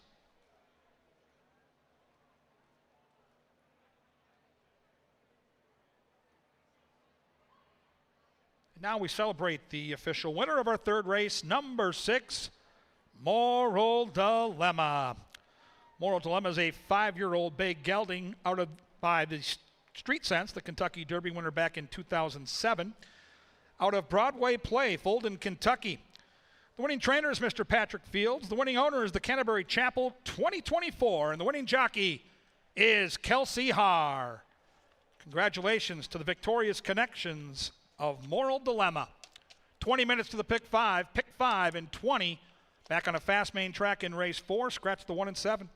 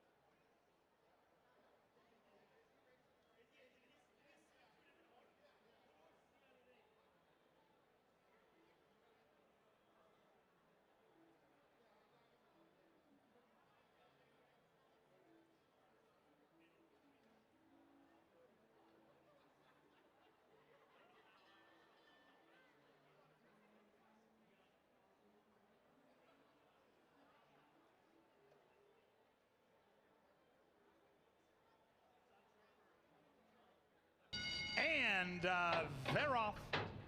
Quartet came off to a perfect start, and Moral Dilemma is going to flash early speed as they're running by the judges for the first time. Moral Dilemma has a quick 2-length lead. Shotgun Runner tracking from second. Outside of that one is Backdoor Reality. And at the tail of the field is Catch a Wave, who's got 9 lengths to make up. As they bend around that first turn, and Kelsey Haar and Moral Dilemma are going to dictate terms by a length and a piece. Shotgun Runner and our top jockey, Manny Americano, set to track that one from second. Gap of 2 to Backdoor Reality. Another 4 back to Catch a Wave. They went 22 and 4 for the opening quarter. The field is very spread out as they head up the barn side, and still Moral Dilemma with that 1 length lead over Shotgun Runner, who's poised to pounce in second. Gap of 4 now, back to Backdoor Reality. Another 3 back to Catch a Wave, who's got 7 to make up. 46 and 4 to the half mile. Nothing's come easy on the front end, but Moral Dilemma is pounding away with that 1 length lead as they get to the far turn. And now Moral Dilemma cuts, and Moral Dilemma now cuts to a 2 length lead. The others better get moving because Kelsey's pushed the button, and Moral Dilemma is off by 4. Shotgun Runner feeling the heat. Backdoor Reality trying to close in. So is a Catch a Wave. Top of the Canterbury stretch, and Moral Dilemma is out here by 8. Moral Dilemma into the final furlong with a keen turn of speed. The race is over. Head to the window. There is no dilemma. It's Kelsey Haar and Moral Dilemma. Easy.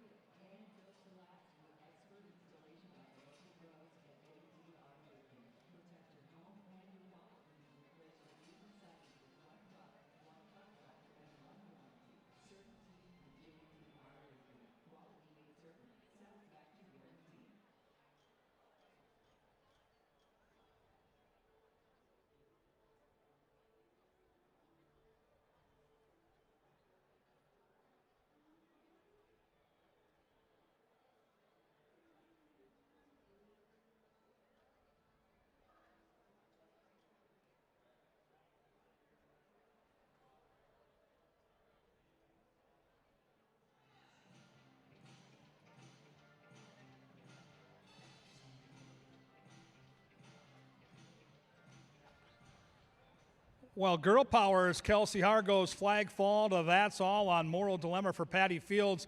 That was a really impressive win. Just looked good doing it. A fast time. The fractions within the race were quick as well. I've got Layla and a couple friends out here looking to see which fillies and mares are behaving the best here in the heat. It's a sultry Saturday night here in Shakopee, and so I've got my spotters ready as we're going to walk our way through this race. We're going to talk about what the horses have been doing, and we're going to see how these horses are feeling, because when they're out here prancing around, you can get some tells and see how the horses are handling this very sticky night. Number 2 is my top pick in the race, and this is Vesper Chicks. Alonso Quinones will ride this 2 filly.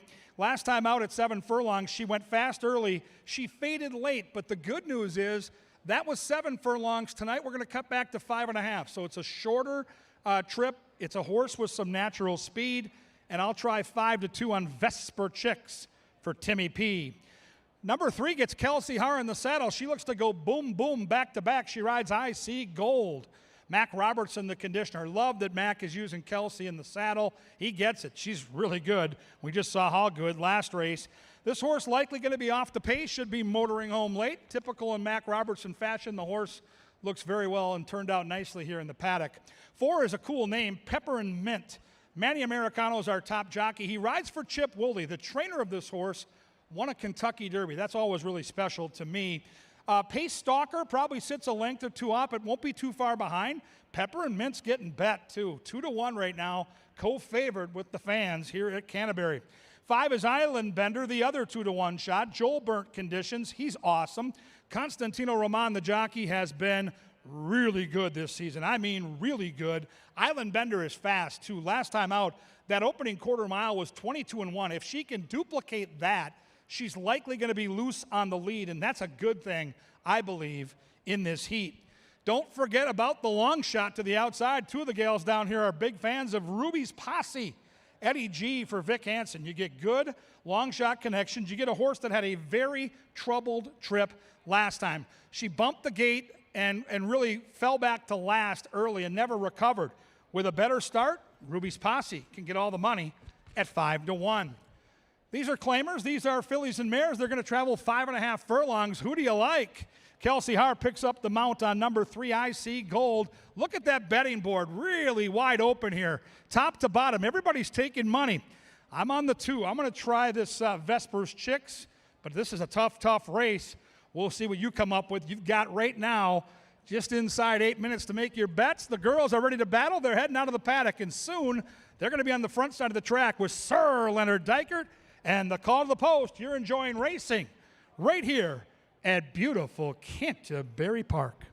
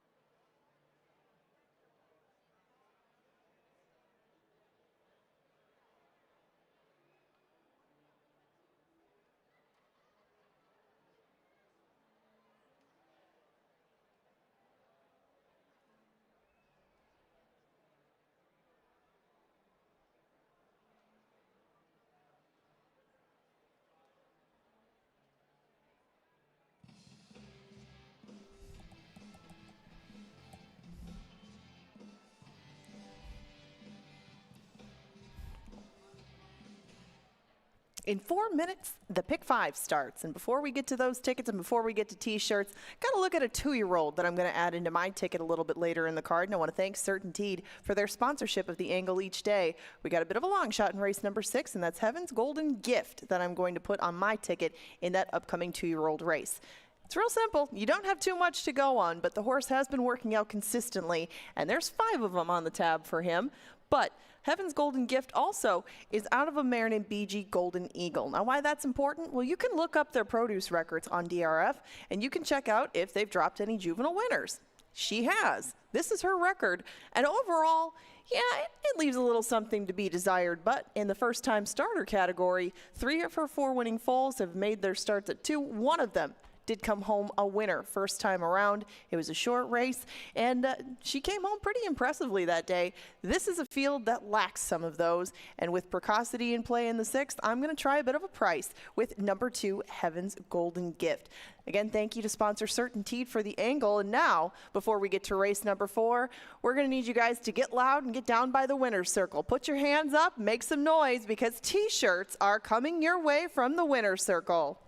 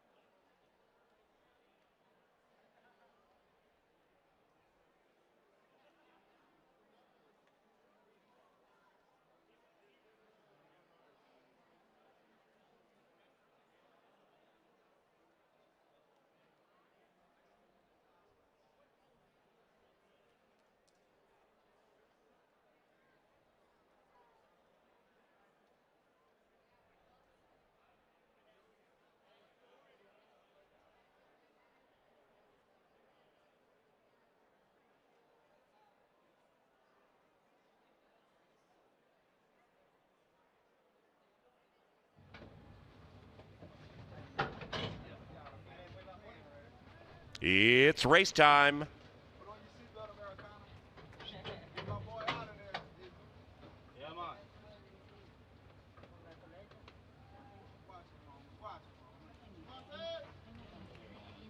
Island Bender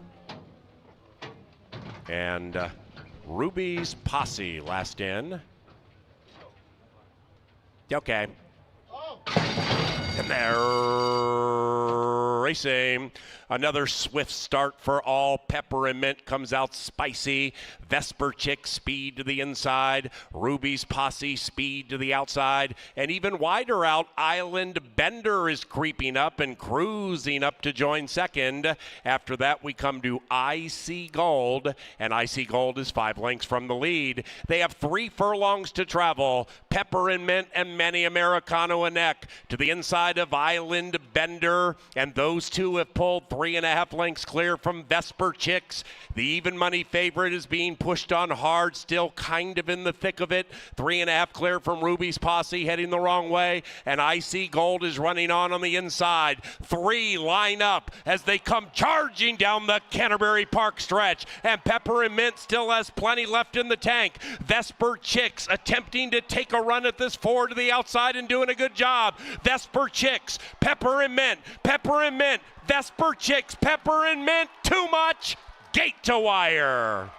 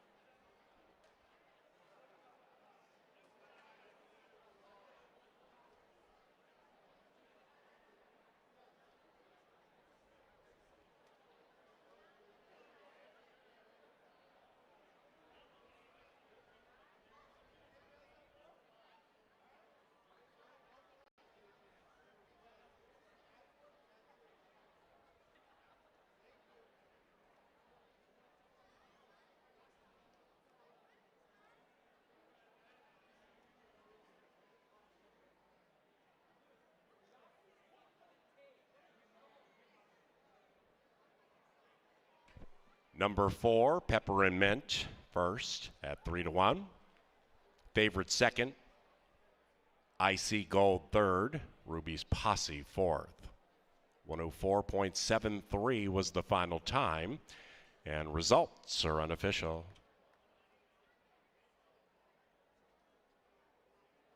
Race 4 official. The first pick 4 today paid $277.65. Fifth race, scratch 7, Sultry Kitten. Fifth race, scratch 7, Sultry Kitten. A pick 4 on the final 4 live races takes place 22 minutes from now. Play that pick 4 on races 5 through 8. The last one paid nearly 600 to 1 on your money. With the pick 4, if you're new, it's a 50-cent investment. Use as many or as few in races 5, 6, 7, and 8 as you feel you need, and hopefully hit the pick 4. Race number 4 is courtesy of Jim Beam Bourbon. Elegant, smooth, refined. Touchdown Tile is the official renovation partner of CBY, and Old National Bank is our official bank partner.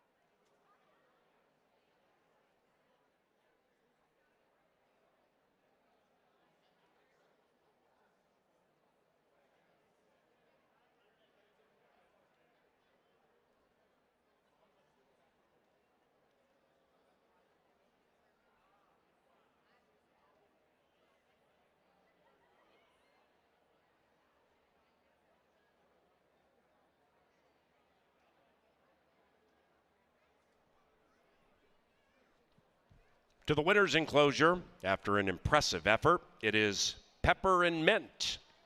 and Manny Americano.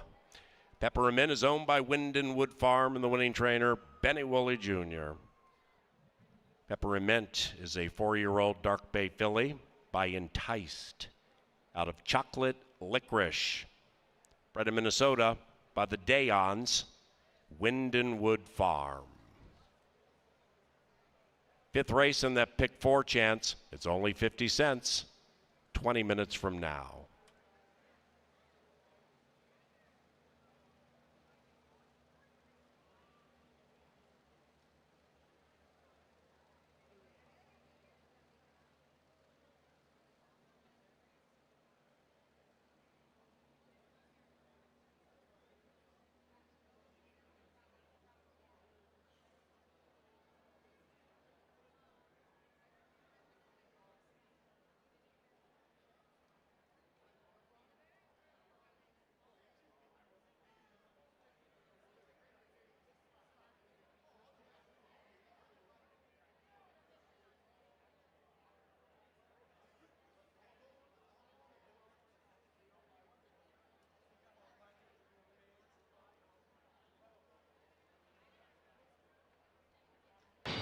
And they're racing. Perfect start from the 5.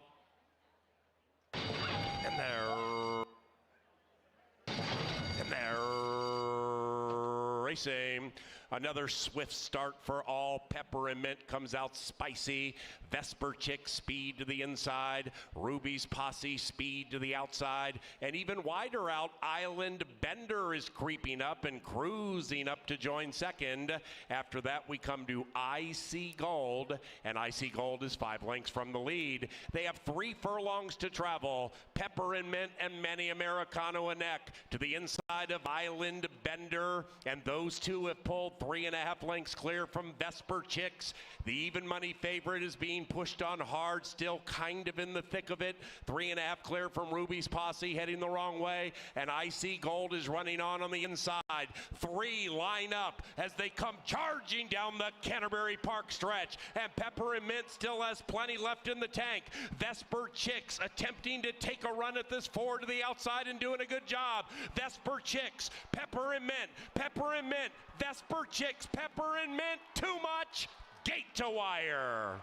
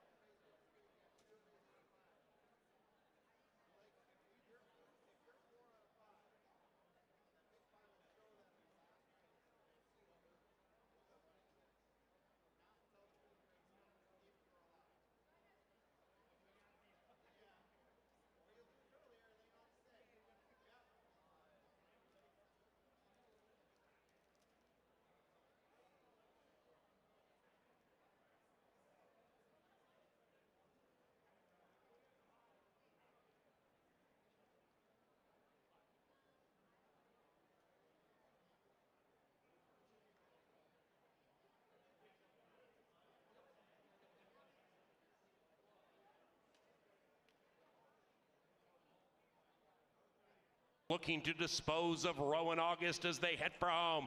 Britt Blitz still in the thick of it. Score McCoy running on from behind. Rowan August will not go away. Rowan August and Matt's Luck locked in battle with 1:10 to go. Rowan August and Matt's Luck. The upset's on, and Rowan August steals the show.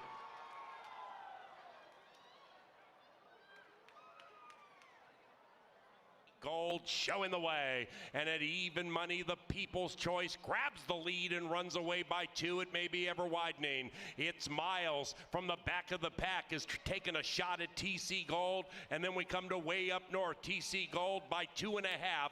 It's Miles giving everything he has, but his best will be second best behind TC Gold. Wave, top of the Canterbury stretch, and Moral Dilemma is out here by 8. Moral Dilemma into the final furlong with a keen turn of speed. The race is over. Head to the window. There is no dilemma. It's Kelsey Haar and Moral Dilemma. Easy.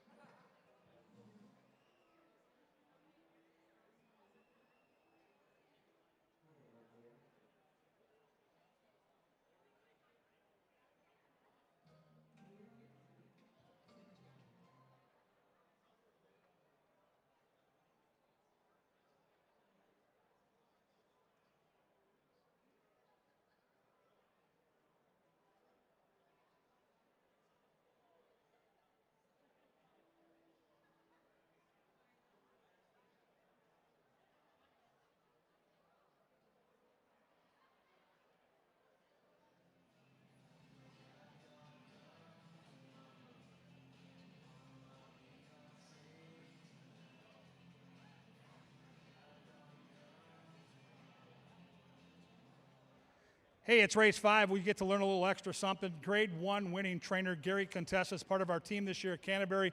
He joins us every single race day for race 5, and we were just talking in the press box. We're out here every single race day watching races, watching replays.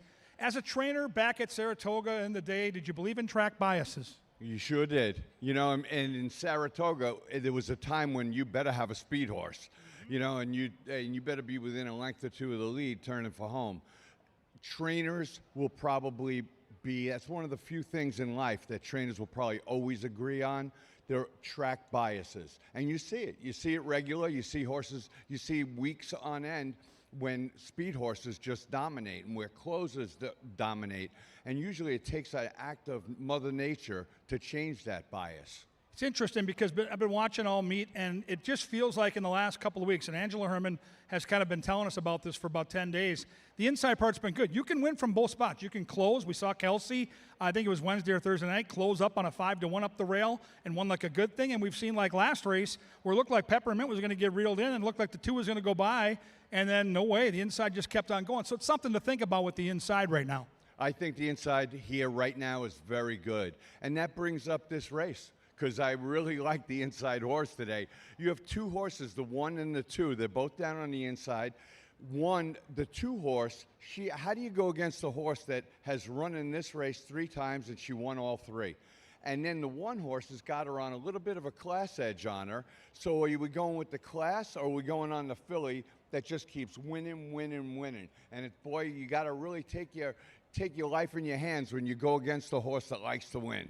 When you had horses like My Woman, the 2, because I'm glad you brought this up, because every trainer is looking for that sweet spot, right? All the, whether it's a hockey player, a football player, or a horse, they're athletes. It goes in cycles. They cycle up, they cycle down. But when they're hot, like this horse is, what do you do as a trainer to keep that thing going? You try and keep that horse as happy as possible. Find that horse's sweet spot. Keep that horse happy, and don't change anything. Some people are extreme. They might be wearing the same shirt since the last time the horse won as well. But you just try and keep that horse in that same groove. Whatever you're doing, don't change anything. All right, let's just take a look at the horses in the flesh here as they get ready to go out to the track. We are 10 minutes to race time. Anybody catch your eye, Gary, as far as like in the heat, feeling good, maybe not getting beat up by the heat? I'll tell you what, Long Gone Sally, it's hard to tell you about the favorite in the race, but she looks good. Her coat looks wonderful, and her mind, she looks cool, calm, and collected. She just blew me away how good she looked. That's fun because she is on the inside part of the track. Now, if we're looking for a value horse, anybody to the outside? Because, I still think if you've got speed to the outside, you might be able to make that crossover and get to the inside part of the track. And I kind of thought the 5, this good-looking gray in front of us right now, had enough speed with Betty Jo to maybe get to the right part of the track. That's very possible, and I kind of think the 6 might be able to get to the right part of the track. I think they're, I think she has a shot. I mean, she comes here every year. She wins here. But I think the 2 inside horses are going to be extremely tough to beat today. Great analysis as always. I love the conversation about track bias. Something, fans, that you have an advantage. If you're playing here every day, money's coming in from all over the country. If you're watching our racing every day, you've got a hidden edge. It's pari-mutuel wagering. Use that edge to help make yourself some money. I like the inside part of the track. I'm on the 1 with Gary. 5-1 morning line. Don't think we're going to get it, but we're still going to cash. Good luck.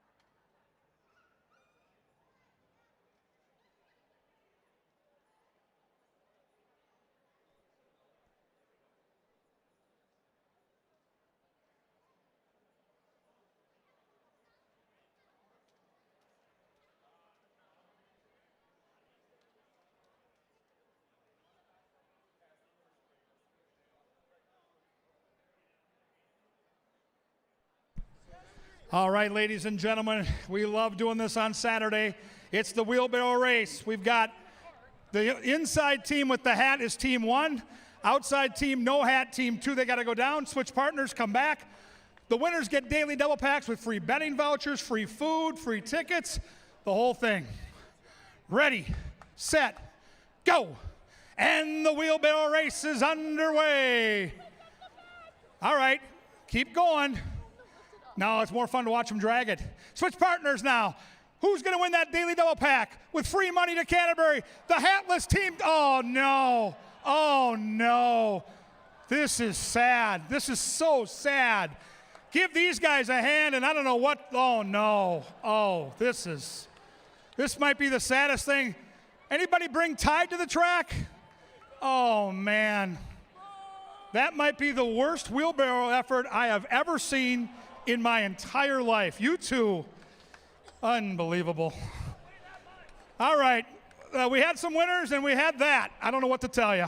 Good luck. Daily double packs to the winners. Free month supply of Tide to that other team.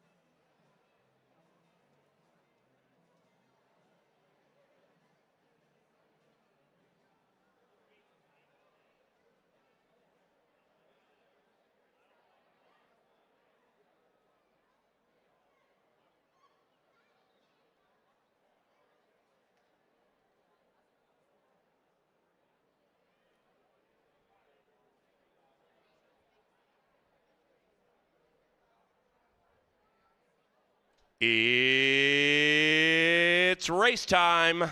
Into the gate for race 5.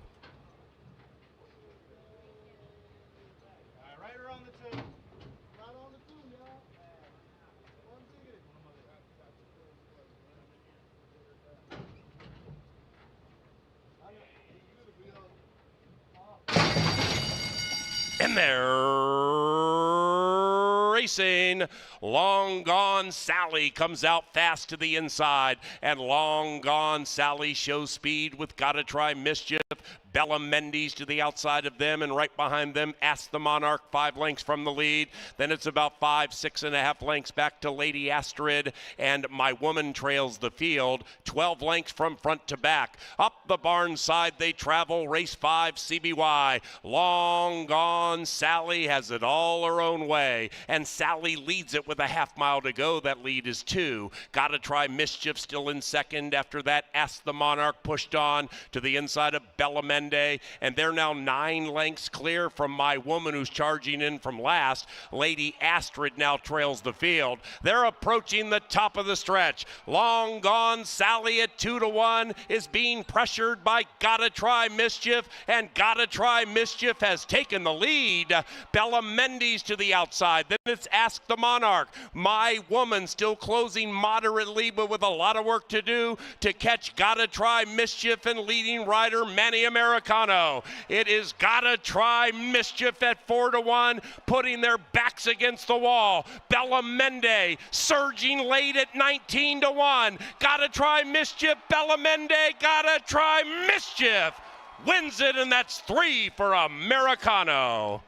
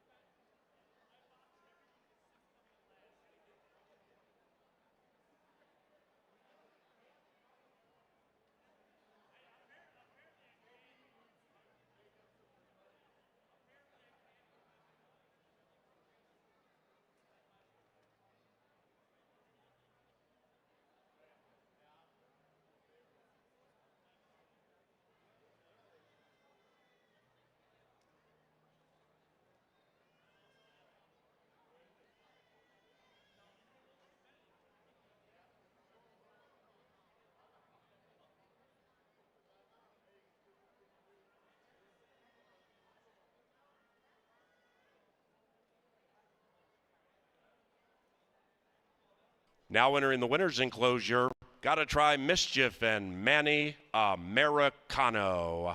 The winning owner, Don Hoover, and the winning trainer, Nancy Sheehan. And race number 5 is official. Race 6 about 20 minutes from now. Scratch numbers 6 and 8.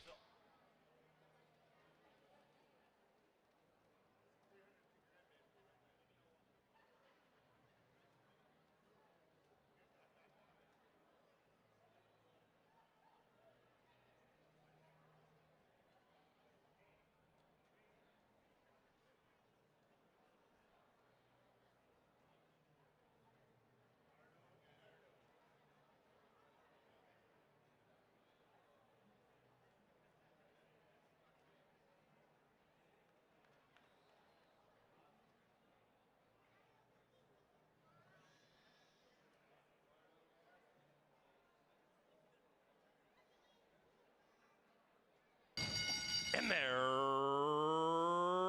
racing. Long Gone Sally comes out fast to the inside, and Long Gone Sally shows speed with Gotta Try Mischief. Bella Mendes to the outside of them, and right behind them, Ask the Monarch, 5 lengths from the lead. Then it's about 5, 6.5 lengths back to Lady Astrid, and My Woman trails the field, 12 lengths from front to back. Up the barn side they travel, race 5, CBY. Long Gone Sally has it all her own way, and Sally leads it with a half mile to go. That lead is 2. Gotta Try Mischief still in second. After that, Ask the Monarch pushed on to the inside of Bella Mendes, and they're now 9 lengths clear from My Woman, who's charging in from last. Lady Astrid now trails the field. They're approaching the top of the stretch. Long Gone Sally at 2-1 is being pressured by Gotta Try Mischief, and Gotta Try Mischief has taken the lead.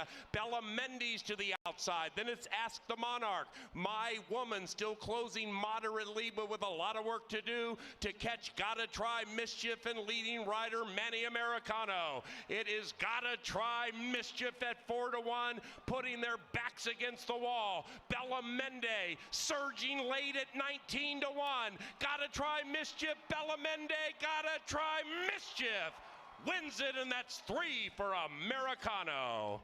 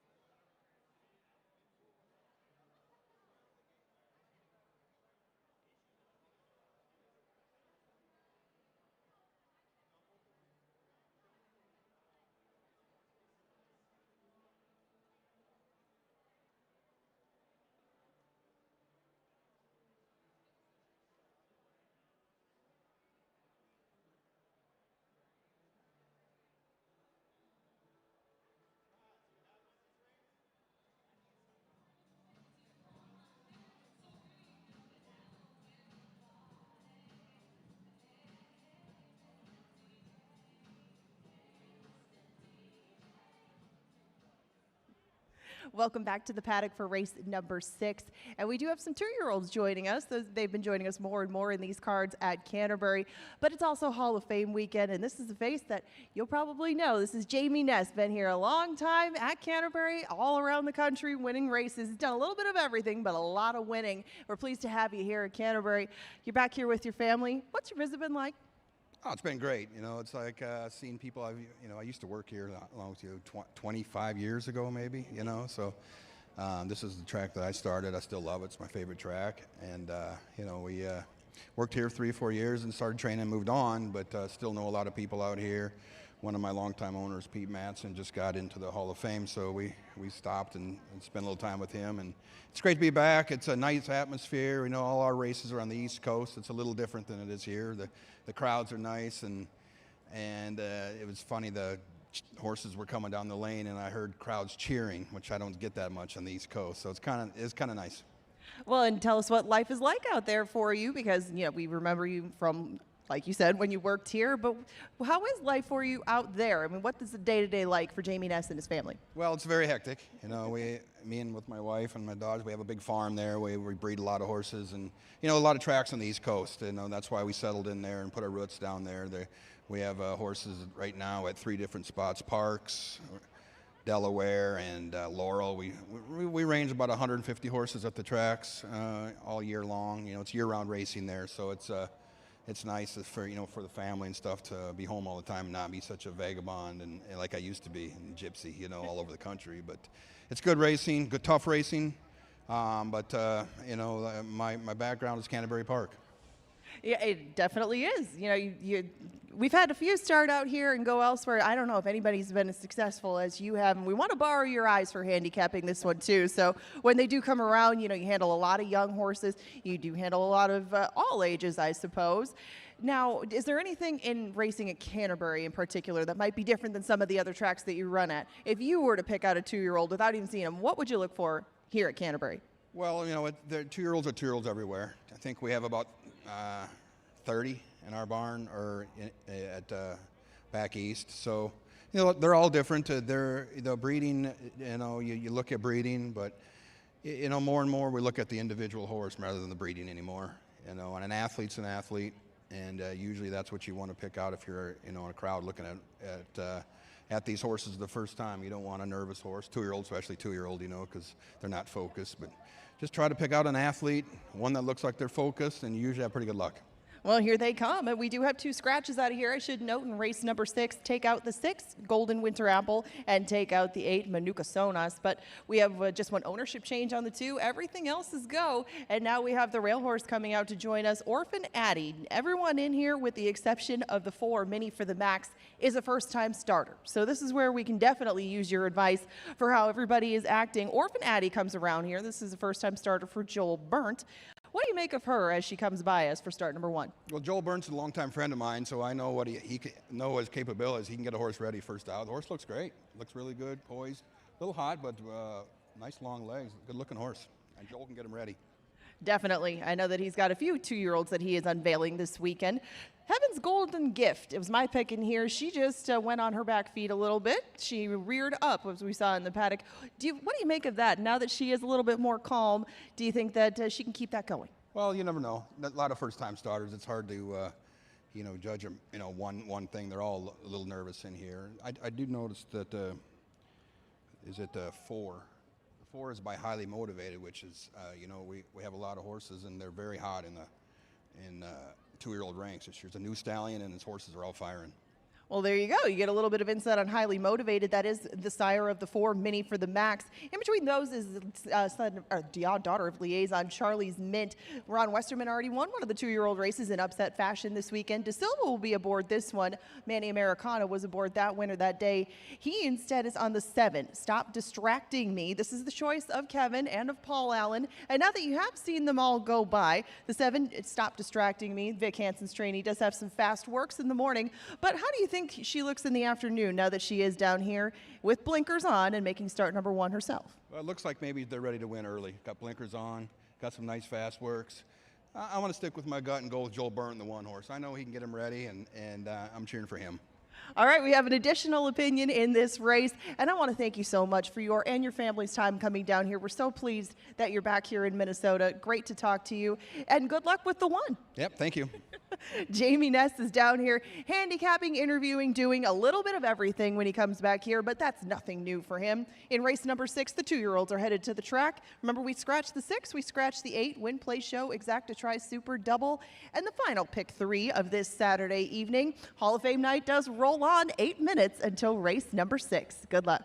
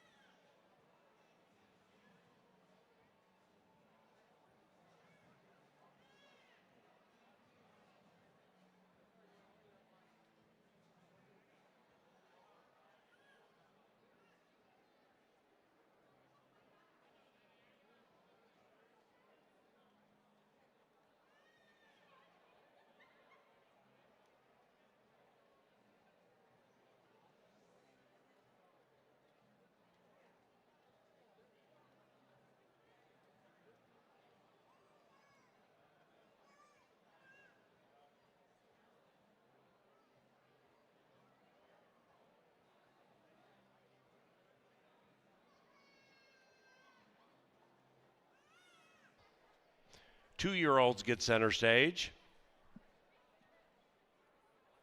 Mini for the max, 2-1. Stop Distracting Me, 2-1.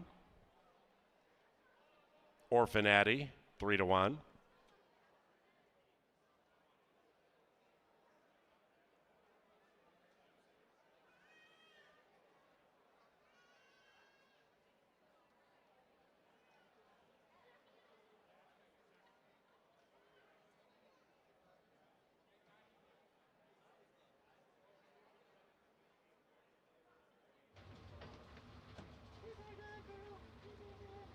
She's a Bougie, 9-1.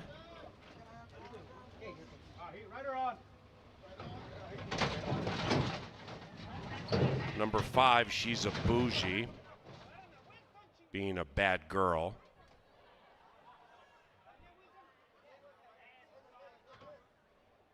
Rider back on.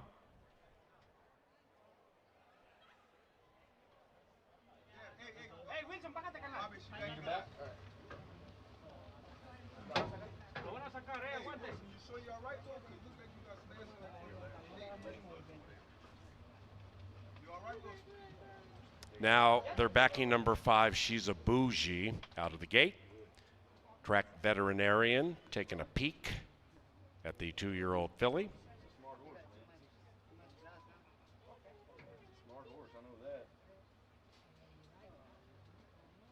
She's a Bougie, take 2.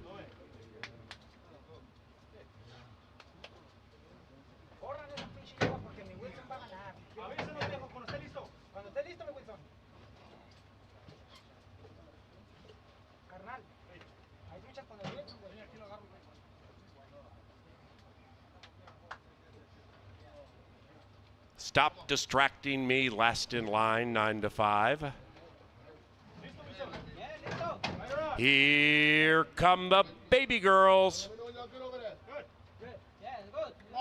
And they're racing. And Charlie's Mint came out very fast. Charlie's Mint at 11-1 grabs the early lead. Mini for the max alongside. She's a Bougie revs up, and She's a Bougie. Cantankerous in the gate, but early speed and very speedy early. After that, Stop Distracting Me, wide, but only 3 out of it. Overtaken by Orphan Addie, and Heaven's Golden Gift is last. They're approaching the top of the stretch, and up top it is Charlie's Mint still to the inside, attacked by Mini for the max, and they arrive at the top of the stretch together. Outside of that, Orphan Addie in with a shot if good enough at 6-5. Behind that one is Stop Distracting Me, and now they come down to the final furlong. Mini for the max puts the pedal to the metal, and she is gone. Mini for the max, impressively.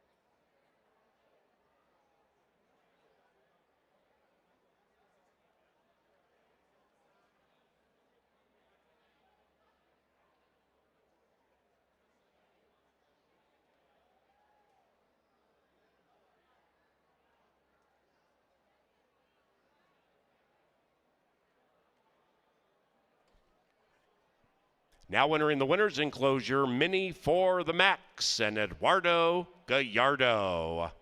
The winning owners, E-Class Racing, and the winning trainer, Stacy Rushton. Mini for the Max is a 2-year-old brown filly by Highly Motivated from the Munnings mare, Maddie Max.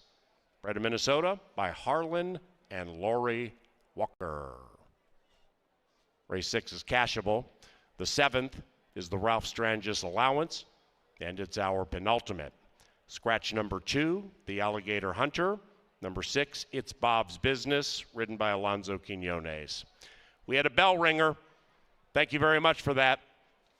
The winner's circle bell rings by a member of E-Class Racing, meaning at least $100 heads to the Canterbury Park Chaplaincy Backside Foundation.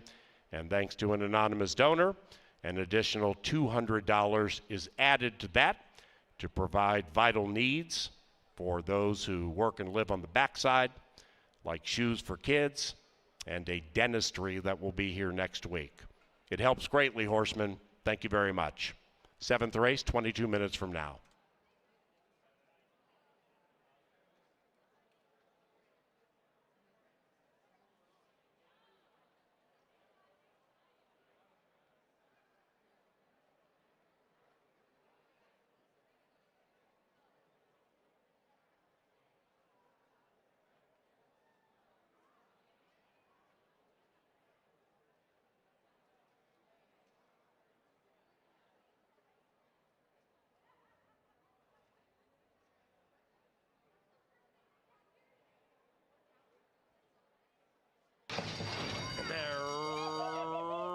Racing, and Charlie's Mint came out very fast. Charlie's Mint at 11-1 grabs the early lead. Mini for the Max alongside. She's a Bougie revs up, and she's a Bougie. Cantankerous in the gate, but early speed and very speedy early. After that, Stop Distracting Me wide, but only 3 out of it. Overtaken by Orphanati, and Heaven's Golden Gift is last. They're approaching the top of the stretch, and up top it is Charlie's Mint still to the inside, attacked by Mini for the Max, and they arrive at the top of the stretch together. Outside of that, Orphan Addy in with a shot if good enough at 6-5. Behind that one is Stop Distracting Me, and now they come down to the final furlong. Mini for the Max puts the pedal to the metal, and she is gone.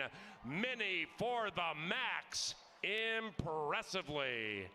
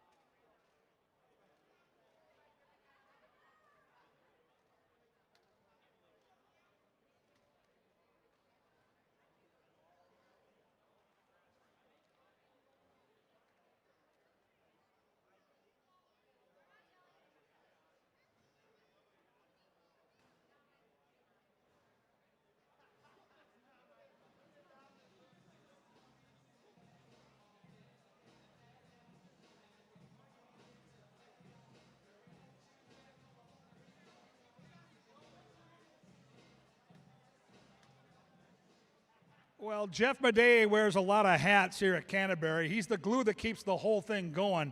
He's also a very good handicapper. He had that 4 right on top in race 6. Found the UFO, paid $10. Jeffrey, great handicapping, great work as always. And now Layla and I down here are chasing the late daily double with Frosty View. We got a turf race here, 7 1/2 furlongs. It is loaded with talent. This is some of the best turfers on the grounds, deep, deep waters. This is one of those races, as you watch the races kind of go into August and then September, the ones that come out of this race are likely going to come back and meet softer fields and bury them. This is a really classy bunch of horses. Let's handicap together. Number 1 is out of the dark with the Hall of Fame now owner, Pete Madsen. He went in last night. Congrats to him. Huge honor. Tim Padilla having a great season training. Constantino Roman, one of the go-to riders in the barn, doing good things in the saddle. And you go back to this horse's turf race last September. It was on Festival Day, and it ran a close 4th behind Frosty View and Sushi Man. Now, he's going to have to run a career best. He has an inside post, and he's getting bet. 12-1 morning line. That is noteworthy, fans. 8-1 early for the Hall of Famer, Pete Madsen. Number 3 is Haunted Haze. 9-2 is a fair price on this horse. Haunted Haze just always seems to run his race. It can be a fast track. It can be a sloppy track. It can be turf. It can be short. It can be long. This is a horse that always seems to fire. And the numbers bear that out. 20 career starts, 14 for 20 in the trifecta. That's ridiculously good. Americano's hot in the saddle, and Angela Herman has this one on top at 9-2. There's going to be a lot of speed in the race. There's a lot of pace in this race, and I know that Shankopotamus on paper is outgunned. You can read the buyer speed figures. They're significantly lower. However, if all the speed balls go out there and they go quick in the Canterbury heat, Shankopotamus is going to be way at the back, biding his time. And oh, by the way, Kelsey Haar brings in prices. So just saying, if you're building a tri or super, you might want to sneak that 4 on the ticket. Same thing with the 5. The 5 is having an unbelievable meet. I love a gray. It's Victorious Vanda. Mac Robertson dipped in for $15,000 for Mr. Johnny Mentz. Bridge Mahan rides. We call him the sod surgeon. And the gorgeous gray is looking for 3 wins in a row and is on the board at a very nice 11-1. 6 is Speed, Speed, Speed. Holy cow. Quinones rides this one for Mac Robertson. It's Bob's Business. Ran against Bodenheimer last time, one of the best sprinters in the Midwest. He's going to make this race go fast. And if the outside horses don't want to go quick with him, maybe he can just keep on running. I'm on the 7. I'm on Frosty View. Listen, this is the class of the race. I don't know how the pace is going to work out. There is a lot of other speed, and it's going to be a jockey's race. I'm going to trust Luis Fuentes to figure it out. Outside post should give him some options, but he's not going to get the base on ball up front. It is going to be a hot, fast pace. We'll see if Frosty View can take the heat and put a chill over the field. And now, here comes number 8. Here comes Sushi Man for Cody Rosine. He loves this turf. He's got a double handler. He's got class galore, and he's got the red-hot Eddie G in the saddle, who is riding with a vengeance right now. They took back last time. It didn't work out. I would expect Eddie to put this horse in the race. Super classy horse, super price at 3-1. Layla, we got ourselves a humdinger. This is an incredible race. You got to put your money where your mind is. Layla and I are on Frosty View. It's the late daily double. They'll be at the gate inside of 8. And then they're going to get it on.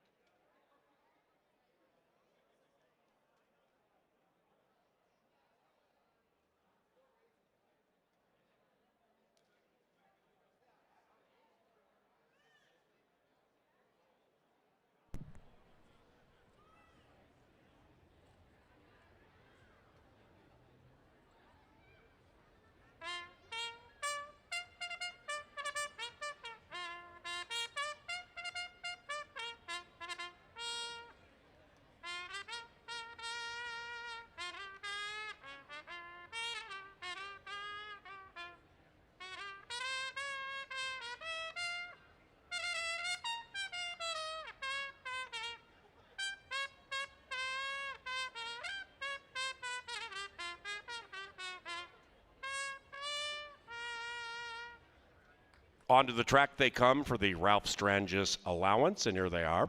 Number 1 is Out of the Dark, owned by Pete Matson and Tim Padilla, trained by Tim Padilla. The rider, Constantino Roman. Manny Americano rides Haunted Haze for Homer Duncan and Esteban Martinez. Number 4 is Shankopotamus. Shankopotamus is owned by EV and MB LLC. The trainer, Stacy Rushton. In the irons, Kelsey Haar. Jermaine Bridgemahan has the call aboard Victorious Vanda. Victorious Vanda is owned by John Mentz and the trainer, Mac Robertson. Mac Robertson also trains It's Bob's Business. This one is also owned by John Mentz. In the irons, Alonzo Quinones. Number 7 is Charlene Gabler's Frosty View. Joel Burnt trains Frosty View. The jockey, Luis Fuentes. And Eduardo Gallardo is astride Sushi Man. This one is owned by One Bid Stable. The trainer, Cody Rosine. Those 7 go to the gate for the Ralph Strangis allowance about 5 minutes from now.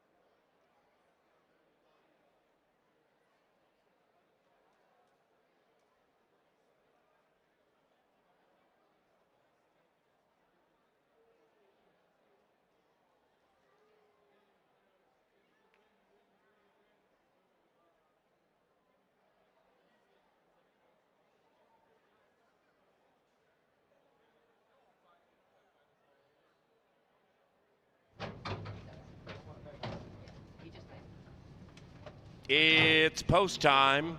Post time for the Ralph Strangis as they move in line. Frosty View, 8-5.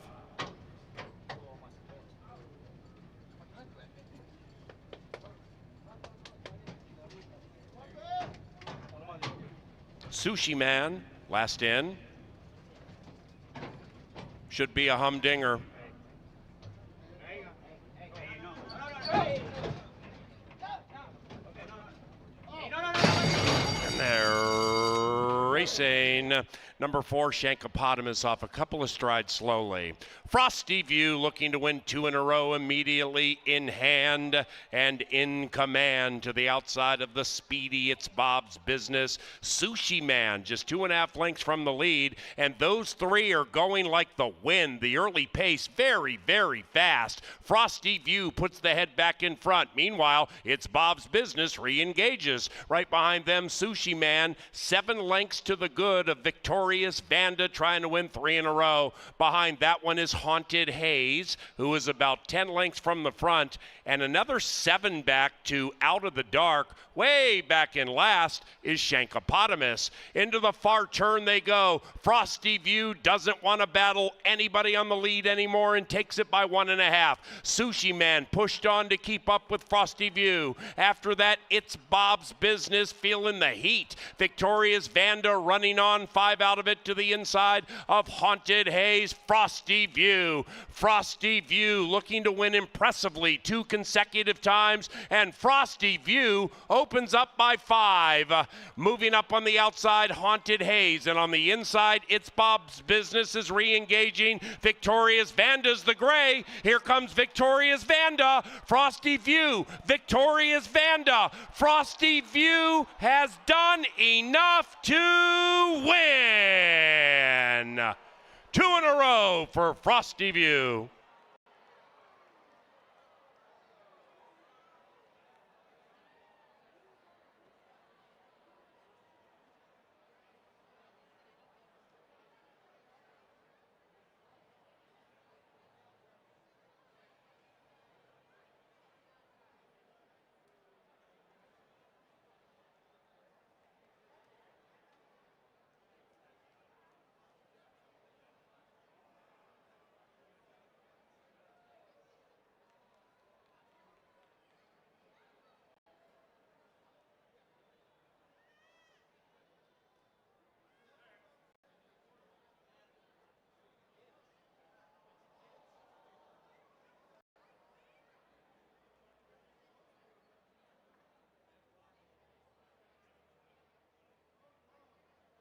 Tight photo between 7 and 5. Hold all tickets.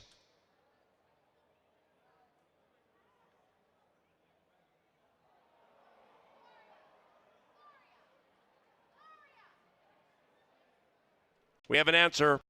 The result of the photo shows the winner is number 7, Frosty View, 7563.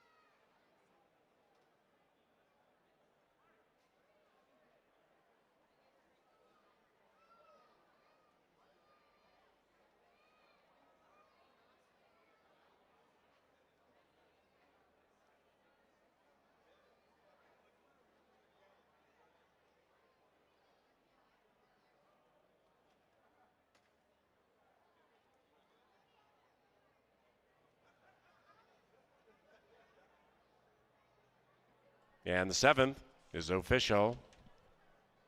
In the winner's circle, making the trophy presentation to the winning connections of the Ralph Strangis Memorial are representatives of our purse enhancement partners from CertainDeed, SRS Building Products, and JTR Roofing. Mr. Strangis is a member of the Canterbury Park Hall of Fame, as well as a former chairman of Minnesota's Racing Commission. He is represented by members of his family in the winner's circle. We thank all 3 Minnesota-based companies for their support and partnership with racing at Canterbury Park.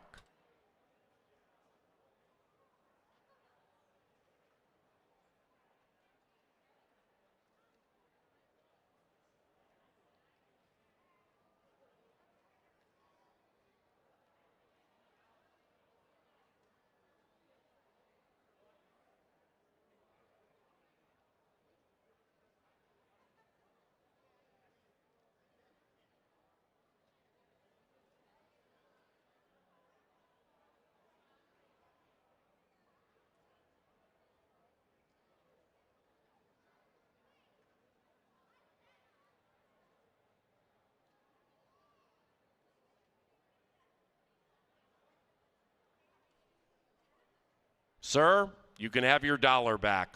Into the winner's enclosure, Frosty View and Luis Fuentes.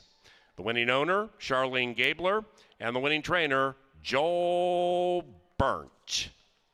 Frosty View is a 5-year-old brown son of Frosted out of Clearview, bred in Minnesota by the late Bob Lothenbach. Race number 8, 20 minutes from now.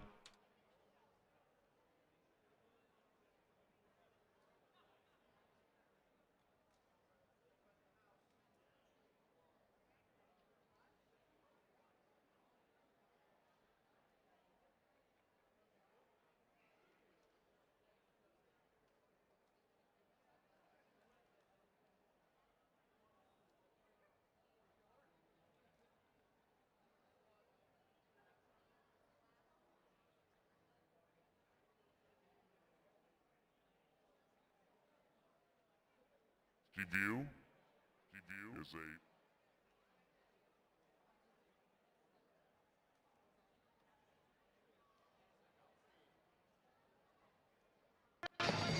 And they're racing. Number 4, Shankopotamus off a couple of strides slowly.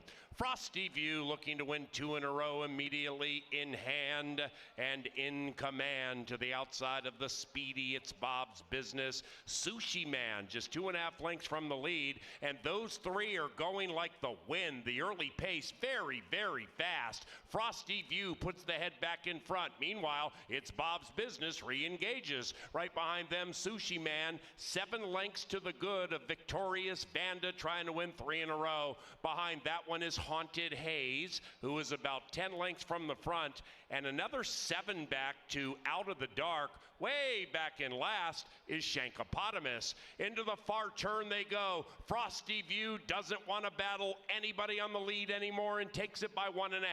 Sushi Man pushed on to keep up with Frosty View. After that, It's Bob's Business feeling the heat. Victorious Vanda running on, 5 out of it to the inside of Haunted Haze. Frosty View. Frosty View looking to win impressively 2 consecutive times, and Frosty View opens up by 5.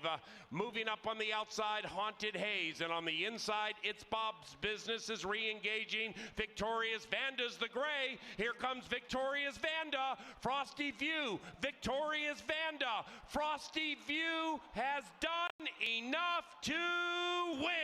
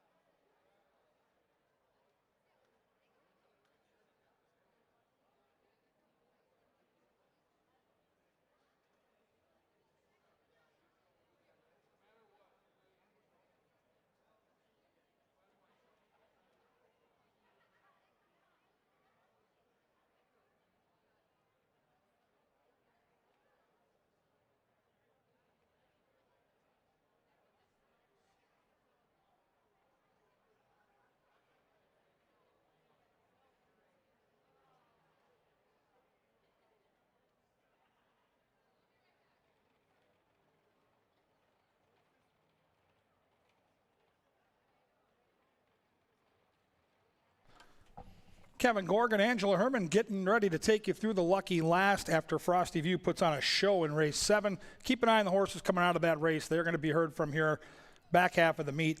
And we're back tomorrow at 1 o'clock. We've got llamas. We've got all kinds of extreme activities. We've got kids everywhere. It's going to be unicorns. Unicorns, too. And by the way, those unicorns we ship in are real. And if you haven't seen a real live unicorn, you might want to swing by tomorrow for Pepsi Family Day, face painting, pony rides. It's one of Kevin's favorite days of the entire year. All right. I like the 3 here. You like the 2 here. Neither one of us has the 1. PA does. The inside's been good. The 1's got speed. Can she make it happen? Let's see how she acts, because last time she tossed the rider in the gate. It seemed like she kind of ran her race in the gate, and she got into a duel on the front end. That one put her away. She came home a little bit flat, but she wasn't hopelessly beaten. I just think that she could benefit from staying a little more composed before the race, and she doesn't appear to have as much pressure to her outside. Bridie's Legacy, Valley, Val, and sometimes Honorable Mischief go ahead and rattle along up front, but if they run the same way they did last time, it shouldn't be too taxing, and I think that now that she's got a few starts over this track, she should make her presence felt late. It's just behaving before the race was the problem with her, so I could see why she is taking money. I wrote down looks live in my racing form a couple days ago when I looked at Plinko Chip. Just the horse looks like she's rounding into form. I kind of settled into her by default. It was process of elimination with Plinko Chip, and her price is going to go down. Right now, she's a little cold on the board, admittedly, at 9-2. I question why isn't she on Lasix? She's coming up here. She's going 7. Now she's going 5.5. But I have to use the theory, kind of like Rudy Won't Fail, where she finished behind a stablemate last time, and even though she was well beaten, she was well ahead of the rest. So maybe Plinko Chip can put all the pieces together in here, stay on the inside, and pass up the pace. But Honorable Mischief is where you landed in this one. She is trying for her 3rd win over this main track. This is her 3rd start of the year. Seems to make some sense from that respect. 3rd off the bench. She's got natural speed. She'll be in the race. I don't think she needs the lead. I don't think she'll get the lead. Americano's been riding great. He's got a couple of wins tonight. Looked a little bit washy in the paddock. I'm not going to lie to you. Watching them warm up early, she looked a little wet. Keep an eye on her. Hopefully she can settle in and not, get too wound up before the race, because it's still pretty hot, even though it's getting later in the night. And she just looked a little bit warm to me when they came by the first time, but she looks good on paper. Charlotte Collection with Paris is the 4. This is a horse that comes out of a tough race and did have trouble. And she's been running on the pace, so I would expect that if Honorable Mischief wants to maybe have something to run at, Charlotte Collection could give her that, because even though last time around she wasn't able to get towards the lead, she blew it out of the gate again. But she does have more speed than that, as she showed 2 back. Same thing goes for Valley Val. Your guide Scherzvik and Timmy Padilla team up with him, and they got to recover from last time around where she didn't break all that sharp, ended up behind where she wanted to be, and that was kind of the end of the race for her. I think Scherzvik's horse can get loose. I think this horse might be able to creep to the lead and lead by a couple if Roman can get this one out. Cowboy Killer with Kelsey. Sneaky horse here. Light bulb theory, maybe. Right. She surprised us the last time. Well, she surprised a lot of people at 11-1, but she was closer to the pace that day. Jermaine just kept her in the race, and she seemed to perform much better. I'm sure Kelsey Harr will do the same thing. And on the outside, Bridie's Legacy, a filly I liked the day that she broke her maiden. She did beat Queen of Spirits, who came back to win. She believes has not won since then, but she believes has plenty of speed and gave this filly a tussle. She won anyway. Yeah, outside post. I think the price is juicy right now. 7-2 morning line set by a pro. We're 8-1 right now. Full moon in Shakopee. That's always a good sign for the lucky last. Get your bets in, sit out and enjoy a summer night at the park. There are the selections from the handicappers. That tells the story too. We are spread out, top to bottom, different horses, cats and dogs living together. Man, there's incredible. No Price is Right fans anywhere. Come on, man. All right. Good luck, everybody.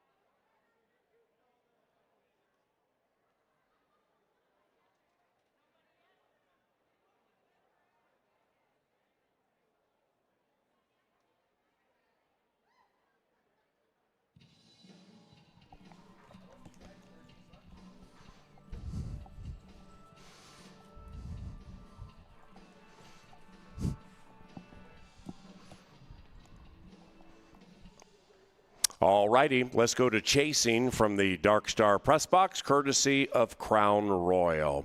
Now, here's the bit. We're going to make a win bet on number one, make it happen. We're going to make it happen with number one, make it happen. Eddie G is going to win his third race. You know, Make It Happen's mother is a horse named Poetic Justice. Poetic Justice, you say? There once was a man they called Chaser, and win bets that he made, he had the eye of a laser. Then we started this bit, and the chaser never hit, so he became an ATM gazer.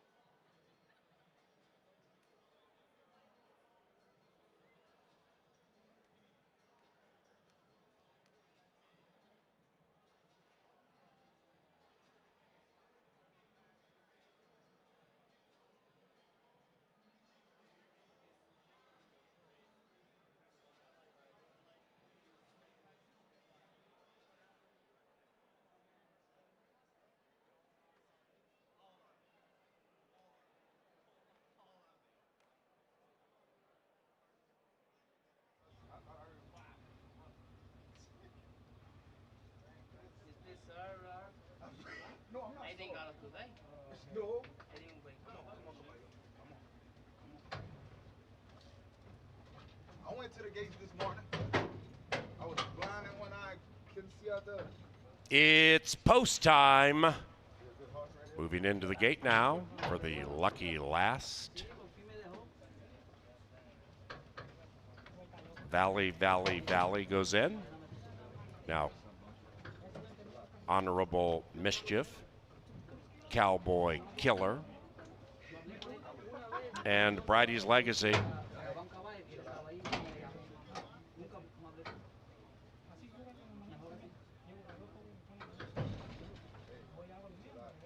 Still waiting for that 3.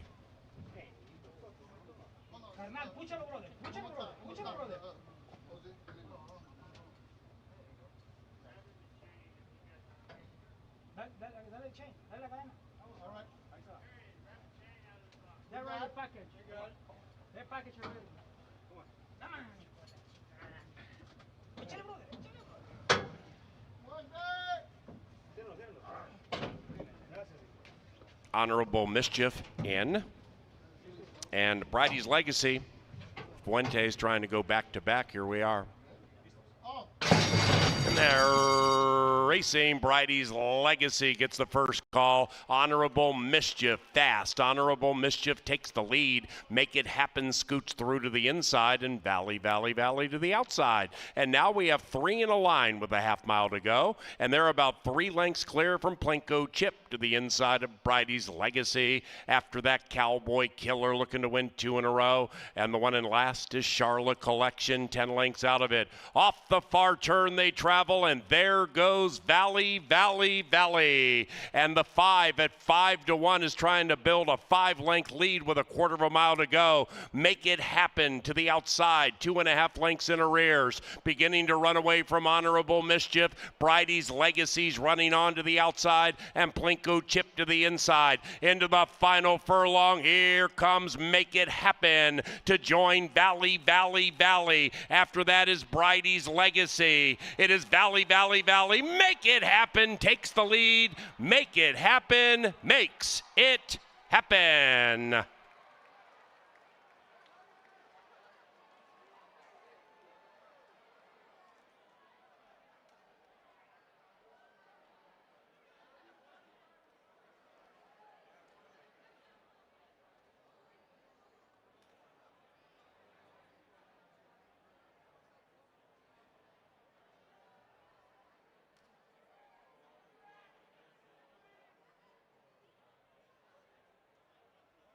Number 1, Make It Happen, ran first. 1:5.76 in the last.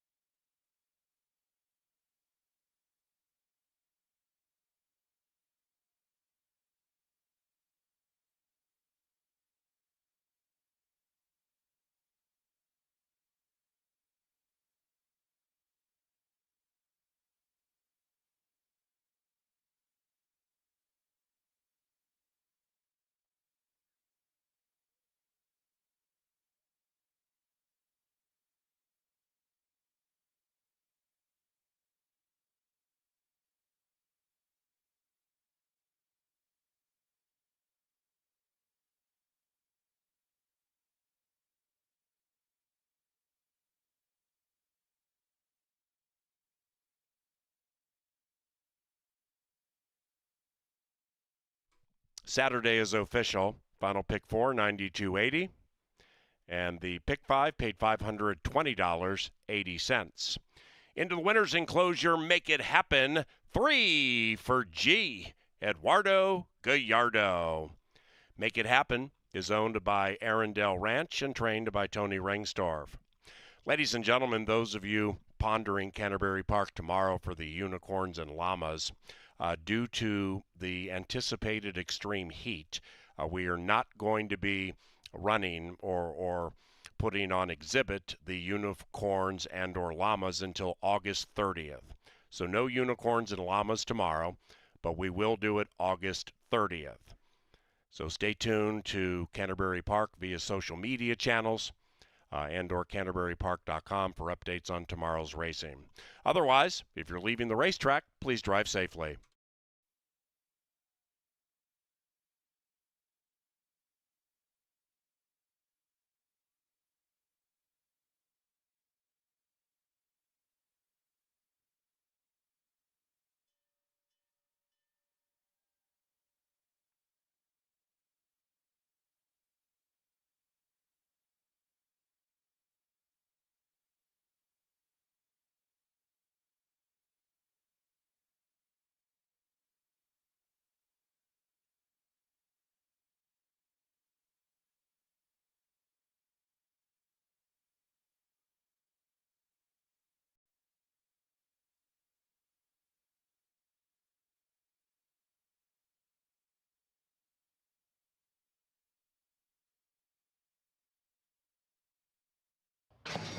And they're racing. Bridie's Legacy gets the first call. Honorable Mischief fast. Honorable Mischief takes the lead. Make It Happen scoots through to the inside, and Valley to the outside. And now we have 3 in a line with a half mile to go, and they're about 3 lengths clear from Plinko Chip to the inside of Bridie's Legacy. After that, Cowboy Killer looking to win 2 in a row, and the one in last is Charlotte Collection, 10 lengths out of it. Off the far turn they travel, and there goes Valley.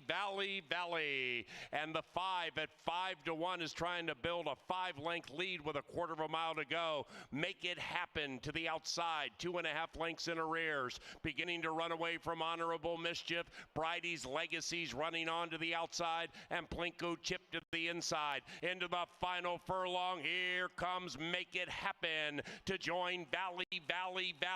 After that is Bridie's Legacy. It is Valley.